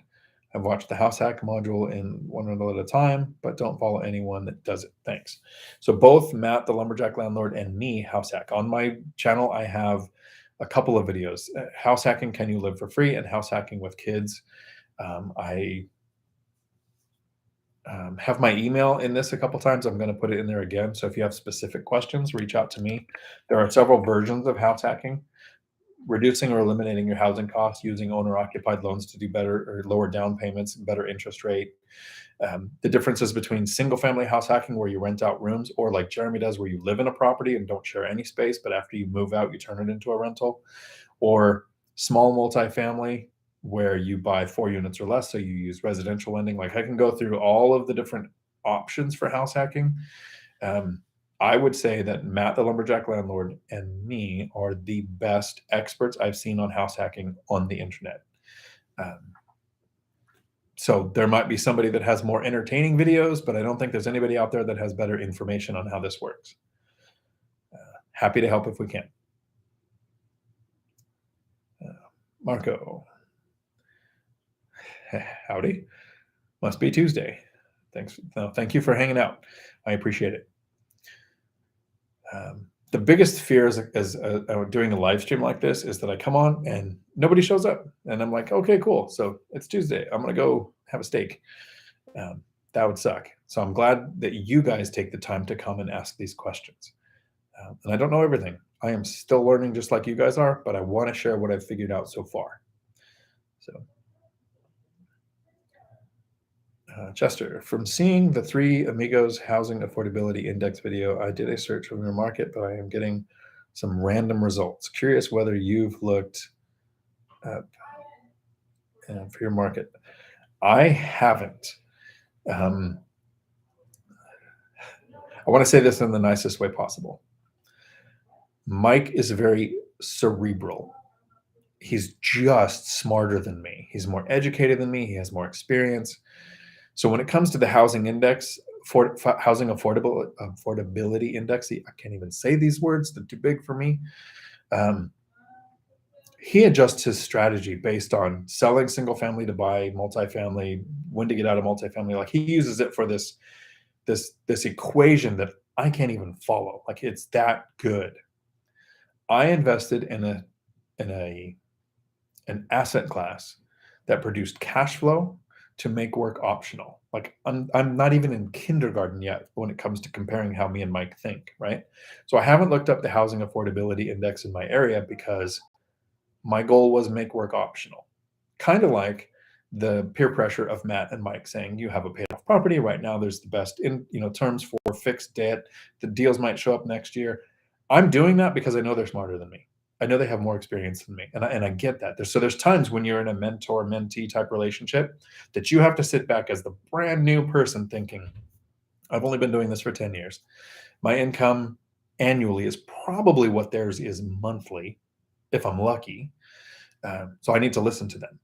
So for figuring out the housing affordability index in your area and how to apply it to your investing strategy, That's a Michael Zuber question. I wish I had a better answer for that, but I just know that it's above my watermark. Julie, Snohomish County, either the Embassy Suites in Linwood, or your group has had speakers there for the Tulalip Casino, which would cost more but be grander. Do they smoke in the Tulalip Casino? Because that's one thing I don't do is go places where there's that smell. So bringing them to Washington would be great. I could drive up to Linwood, but you think Mike and Matt are going to come to Washington? And if they do, it's definitely not going to be for the next 7 months. They'll wait until there's actually decent weather here. But I would love to have them come here. Marco, you were watching MTMG last night, and there was a mention of the Three Amigos, dislikes, and hair gel.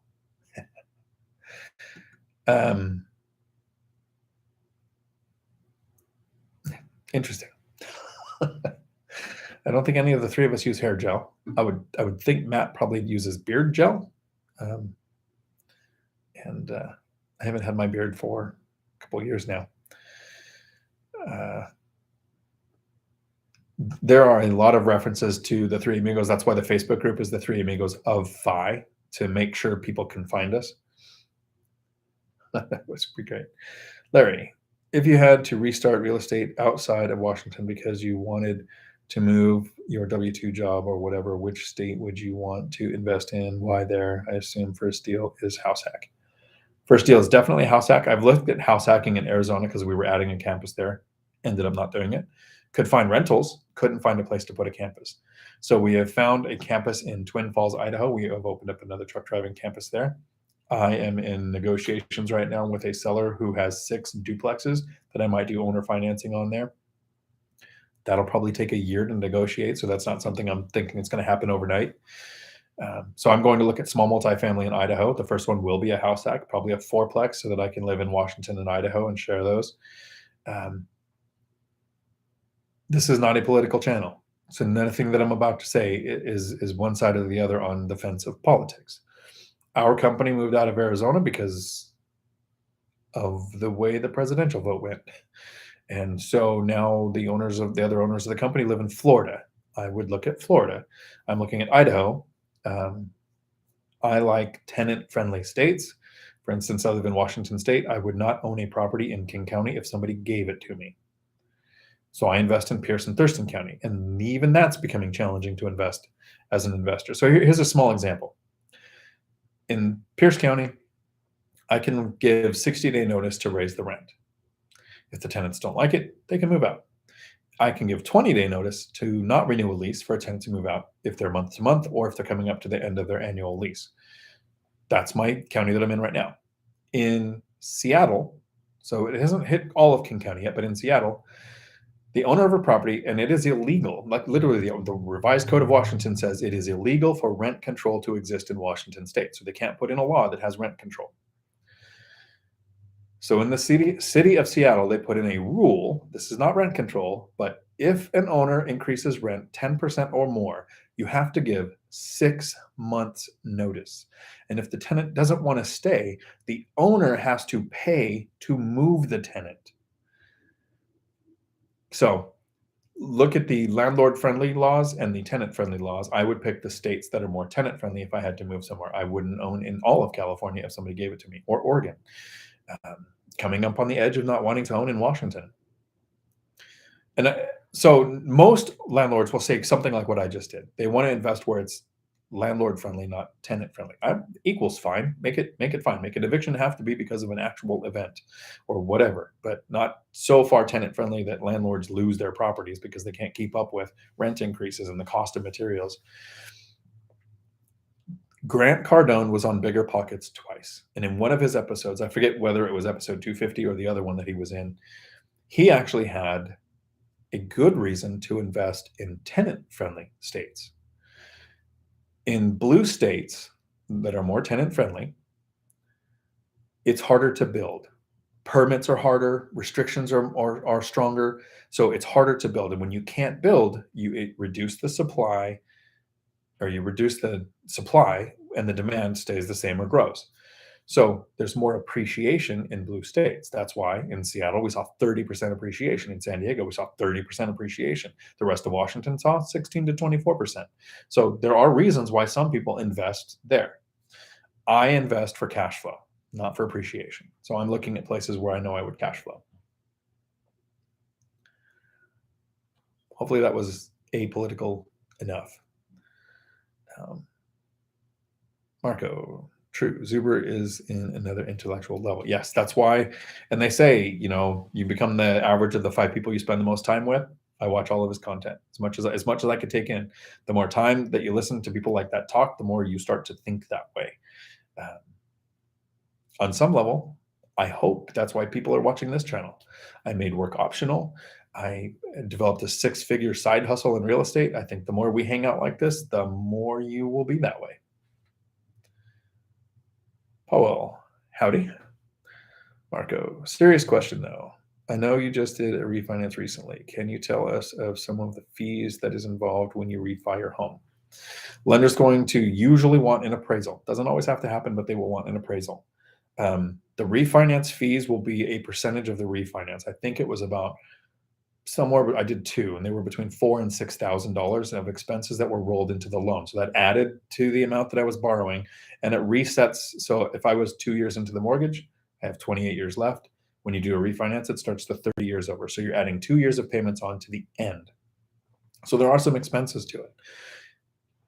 The interest rate was so much lower that even with the added expense of those fees that was rolled into the loan and the years that were added to, 80-year-old Dion problems, when those extra years happen, my payment went down. So I would do the math on, is the reduction in payment worth the refinance? I don't know that there were any other fees. There's no title or anything like that. The appraisal, I think, was the one that you have to count on. It's going to happen. And then the lender's fees, and compare lenders. I did the same thing. So whether it's a purchase or a refinance, I take an offer from one lender in writing to other lenders and let them see it and say, can you beat this? If they can beat it, I take it back to the original lender and say, here's an offer to keep my business. Can you beat this? Because the buy down rate, you could spend money to get a better interest rate. That's negotiable. Lenders' fees are negotiable. A couple of other things. So comparing lenders, whether it's a purchase or a refinance, is something I'm going to do every time. Tony Carr, howdy. Been trying to be patient with buying a deal over 10%. Did you ever get impatient on buying or finding a deal in your first couple of years? I did in my 10th year. I got impatient. And I purchased a duplex that was at about a 4 or 5% return. And I figured with the binder method, I'd get about a 9. So it didn't meet my 10.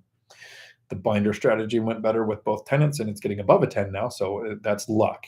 I was willing to drop to 9% because learn your area average, right? But pay attention to your area average. My area average had dropped over since 2021 to 2022, where I couldn't find deals for about 5 months. And so I thought, well, I'm going to lower the threshold just a little bit. And that's where that duplex came in and met. November of 2020, bought a triplex with a 17% return. So 10% is the goal. Sometimes you can find better. And all my deals are from the MLS. I found that deal on the MLS. And I found the duplex on the MLS too. So yes, I've kind of lowered it. I wouldn't go too far down because I like the benefits of real estate investing. So you're going to get cash flow with a 10% return. That's better than most any other investment as far as not having to touch the principal, but getting 10% after taxes to do. Even good dividend stocks like AT&T when they were like 7%, that's not 10. And at that 7%, you're not also getting appreciation. You're not also getting principal paid out, and you don't also have the tax benefits. You're going to pay taxes on that 7%. So if the return on a rental was low in the 4-3%, other investments might start to be more attractive outside of real estate, or long distance investing to where you can get that return. So before I dropped below, I think 7% was that's as low as I would ever go on a real estate investment. If I couldn't find that in my market, then I would look at a distance. If I couldn't find it at a distance, then I would look at some other investing strategy. REITs. So you're still in real estate, syndication maybe. Yen. I say have the conference somewhere in the middle, like Nashville. Is that in the middle? I'll just call it America, so we don't want to. That's like southeast, kind of, right? Kind of in the middle would be Vegas. I think easiest to travel to. Um, I would love to see Matt in Vegas and see how he handled that. Yeah, Nashville might work. Julie, Angel of the Winds is smoke free. Awesome. So yeah, that matters to me. Marco, sorry, I should have mentioned MGMT is Matt the mortgage guy. Okay, cool. Sorry, too many acronyms for my brain to keep up with that. He's got good content. I'm actually looking at doing my cash out refinance through his team. And after talking to them, I think I should have done my last ones through them, but I hadn't interacted with them yet. So, Mr. Heavy, once you become financially independent from rental income, would it be better to pay off those properties before continuing to invest? That's a great question. Here's my order of operations for investing. I found out I had a bunch of bad debt. Everything at 6% or higher, I focused on paying bad debt. Once my debts got down to 6%, I focused on investing, right? So any debt that was less than 6%, I would invest my money instead of paying off the debt and then use the cash flow from the investment properties because I can get a better return and use that to pay off the debt. So that's how I was able to kill, I didn't make that video too. That's how I was able to kill $89,000 in bad debt. If my mortgages on my properties are 6% or higher, which I had one, my single family house was 6.2% or 6%. Wow, I don't even remember now. I focused and paid it off. All of my mortgages that are under 6%, I was never going to pay off. I would never make an extra payment on something less than 6% because I can invest that money that I would make that extra payment with on something else that's going to get me better than a 6% return. So it's more nuanced than that. That's my brain works on percentages. So above 6% or higher, I would focus and pay it off. 6% or lower, I refinance to even better rates. My 5.5 is down to 3.1. So I've even improved those, didn't pay them off. My goal is to invest. Originally, I was going to get to 4 mortgages in 2013 to 15 era. Lenders would let you have 4 because the 2008 was so fresh in their memories. I got to 4 and then I was going to stay there. So I paid off the single family house. I was then going to buy another property. Once I was at 4, I was going to pay off the smallest mortgage, right? But around 2015, 16, lenders said, you can go up to 10. And interest rates went down so far, it doesn't make sense to pay off a mortgage. This year, inflation is twice what my interest rates are on most of my mortgages. So I'm borrowing money, or I have borrowed money, that is half of what inflation is. To me, it's like free money. So now my goal is to get to 10, and then I have a decision to make. I am at 6 mortgages with 7 properties. So when I get to 10, I either go to commercial lending, and I don't want to unless I find the ones that Michael Zuber has right now that will do 30-year fixed rate debt on commercial because I don't want a loan reevaluation period, balloon payments, or adjustable rate mortgage. I don't want any of that. I want 30-year fixed rate debt. If I can find it, I might go into commercial loans and add properties. If I can't, I'm going to take the cash flow from those 10 properties, focus and pay one off, and then buy another, and focus and pay one off, and then buy another, and always stay there. So hopefully that answered that question. Chester, Mr. Heavy, depends. Could you get a better return on investment? Exactly. Paying off the high interest mortgage or using the cash you would use to pay off the mortgage to invest elsewhere at a higher return. Literally everything I said in 10 seconds. Good job, Chester. Better than I did. I'm glad you mentioned the buy down rate. Do banks have a limit on how many points they'd purchase from someone in exchange for lowering? The lenders I've worked with, and I'm going to finish reading that, sorry. Interest rate on a mortgage, probably bank dependent. It is, all lenders are not made the same. Most of the lenders I work with gave me 3 options. Each tier of the amount of money that I would spend, because this is not an investment, this is buying down the rate, could lower the rate down. And I haven't seen beyond that 3rd option yet, but I haven't asked. So, Tony, thanks for the detailed response. Happy to help. Jared, howdy, you rock too. Craig, you second Nashville? Okay, well, maybe we'll have to take a poll. So, Facebook group, the three amigos of Phi, somebody in there should make a post saying, let's take a vote on where the conference should be. I'm willing to travel anywhere. So it doesn't have to be close to me. So get Matt and Mike and maybe the other Matt and maybe some of the other experts. If we can get them all together, or as many as we can get to go, I'm game. Soren. Howdy. You're an inspiration. Watch almost all of your videos. Thank you. Tell me the ones you like. Tell me the ones you hate. I'll try not to do those anymore. Marco, just a personal opinion. I think your appeal to common folk are the achievable goals anyone can do. Anyone can take the steps you preach to get to a better financial situation. I absolutely agree. That one thing I really like about Michael Zuber's One Rental at a Time is he says, get to 4. At 4 properties, I had 7 units, and I was making $100 more a month than I was making when I was a police officer from pure cash flow. I reached financial freedom with 4 units. The reason he says 4 is because if you said, get to 16 units like I'm at now, that's a huge number. And a brand new person who hasn't made an offer yet, 16 doesn't sound achievable. But 4, for the common person, for the average everyday person, I can do 4. That's like, if I do one every 5 years and 20 years, I'll have 4. If my life changes at 4, those 20 years are going to happen, whether you invest or not. You might as well invest, right? And then when you really start to dive into this, getting to 4 is less than a decade. Doesn't have to be 20 years. And so almost everything that we talk about on all the 3 amigos, all of us, is it's not complicated. That doesn't mean it's easy. It's not easy to say, I'm not going to take a vacation this year. I'm going to add this $5,000 to the down payment because, in 5 years, I want to take all the vacations. I need to make a video on being a time billionaire. Most of us are time millionaires. Most people work 52, they work every day of the year, your weekend's off, but then you get 2 weeks off. And if you counted to 1 million, 1 second, so if every time you said a number, it only took 1 second, even the long numbers at the top, to count to 1 million would take you about 12 days. To count to 1 billion would take about 32 years.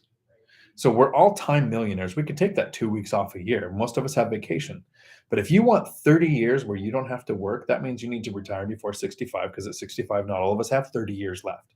But if we can retire in 10 years, so if you start when you're 20, you retire by 30, 25, 35. I started at 40. Work was completely optional by 48. I could be a time billionaire and never work again for the next 30 years. I probably have 30 years left.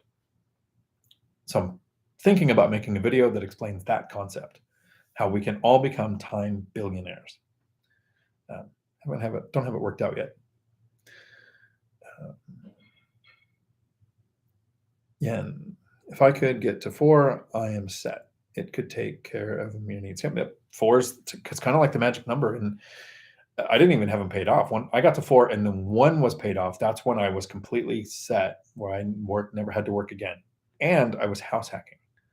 When I had 4, I was making, like I said, $100 more a month than what I was making when I was a police officer. When I was a police officer, I still had a mortgage.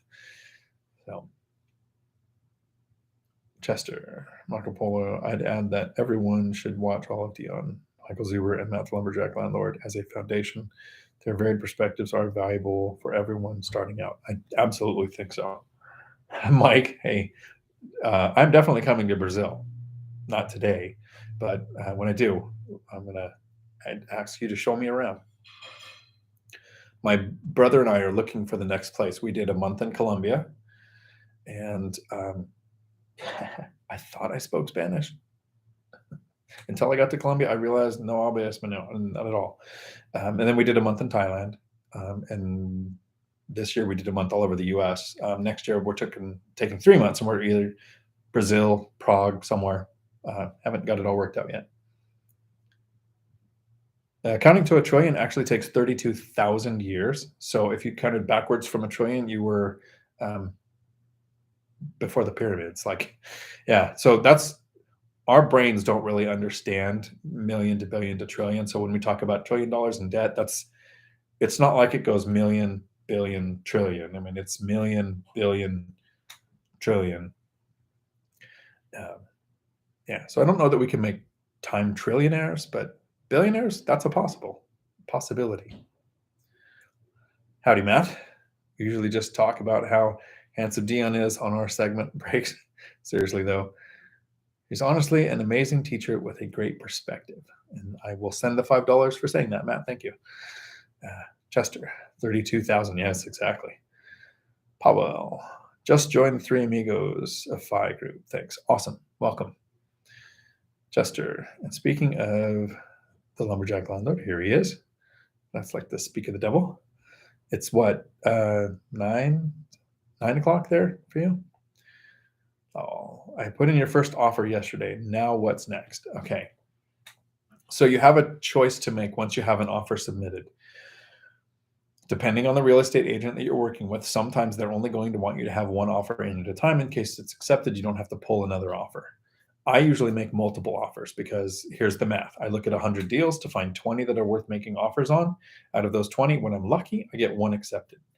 I've only had in 10 years one time where I had multiple offers accepted at the same time, and then I had to kind of pick and choose. I actually tried to figure out how to make them both work.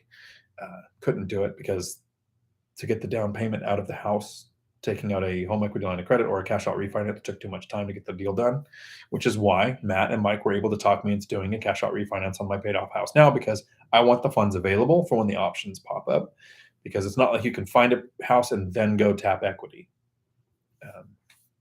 And like Matt said today in his video with Mike, the lumberjack landlord said, if you have a home equity line of credit, that's not as good as a cash out refinance because they can cancel the home equity line of credit.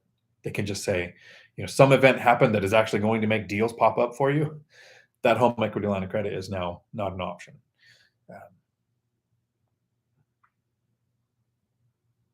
And Powell, Prague rules. Yeah, I'd love to go there. Everything I've heard has been great.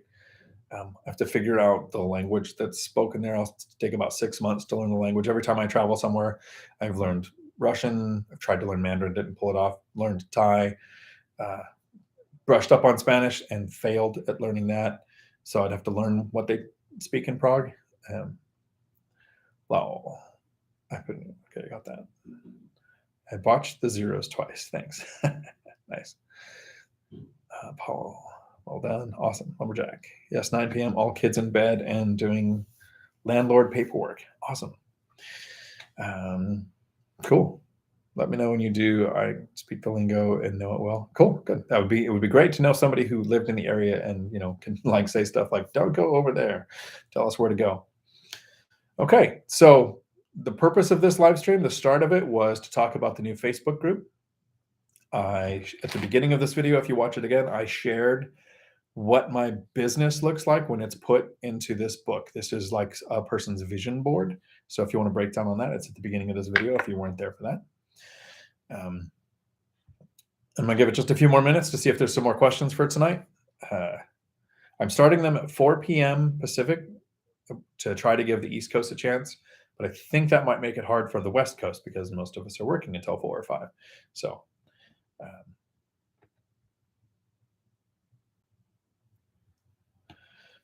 the Ask Me Anything session, we're trying to put on the Three Amigos, Chester, for this Thursday, Thanksgiving.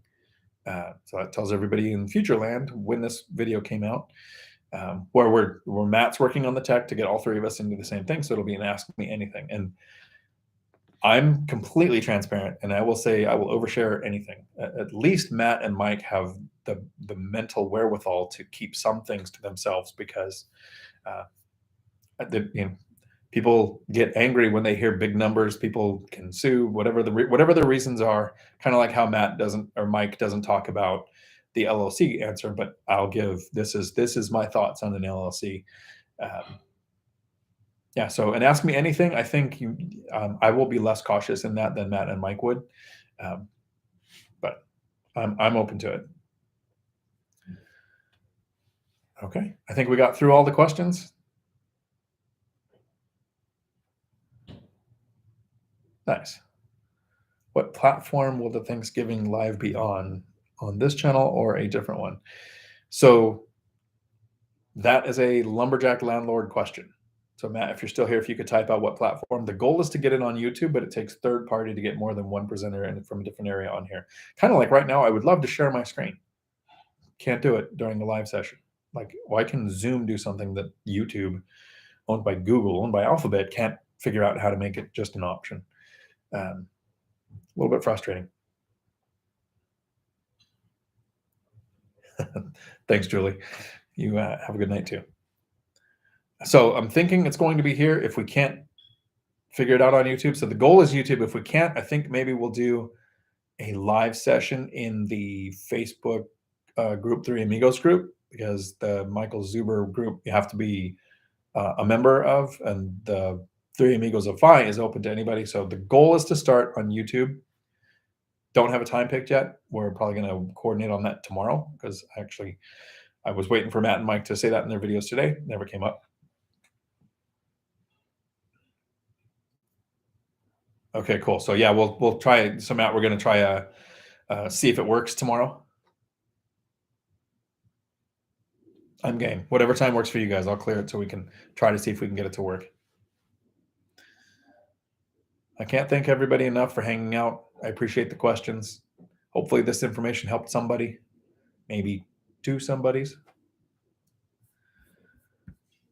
Until my next video, thanks for coming to my Dion Talk.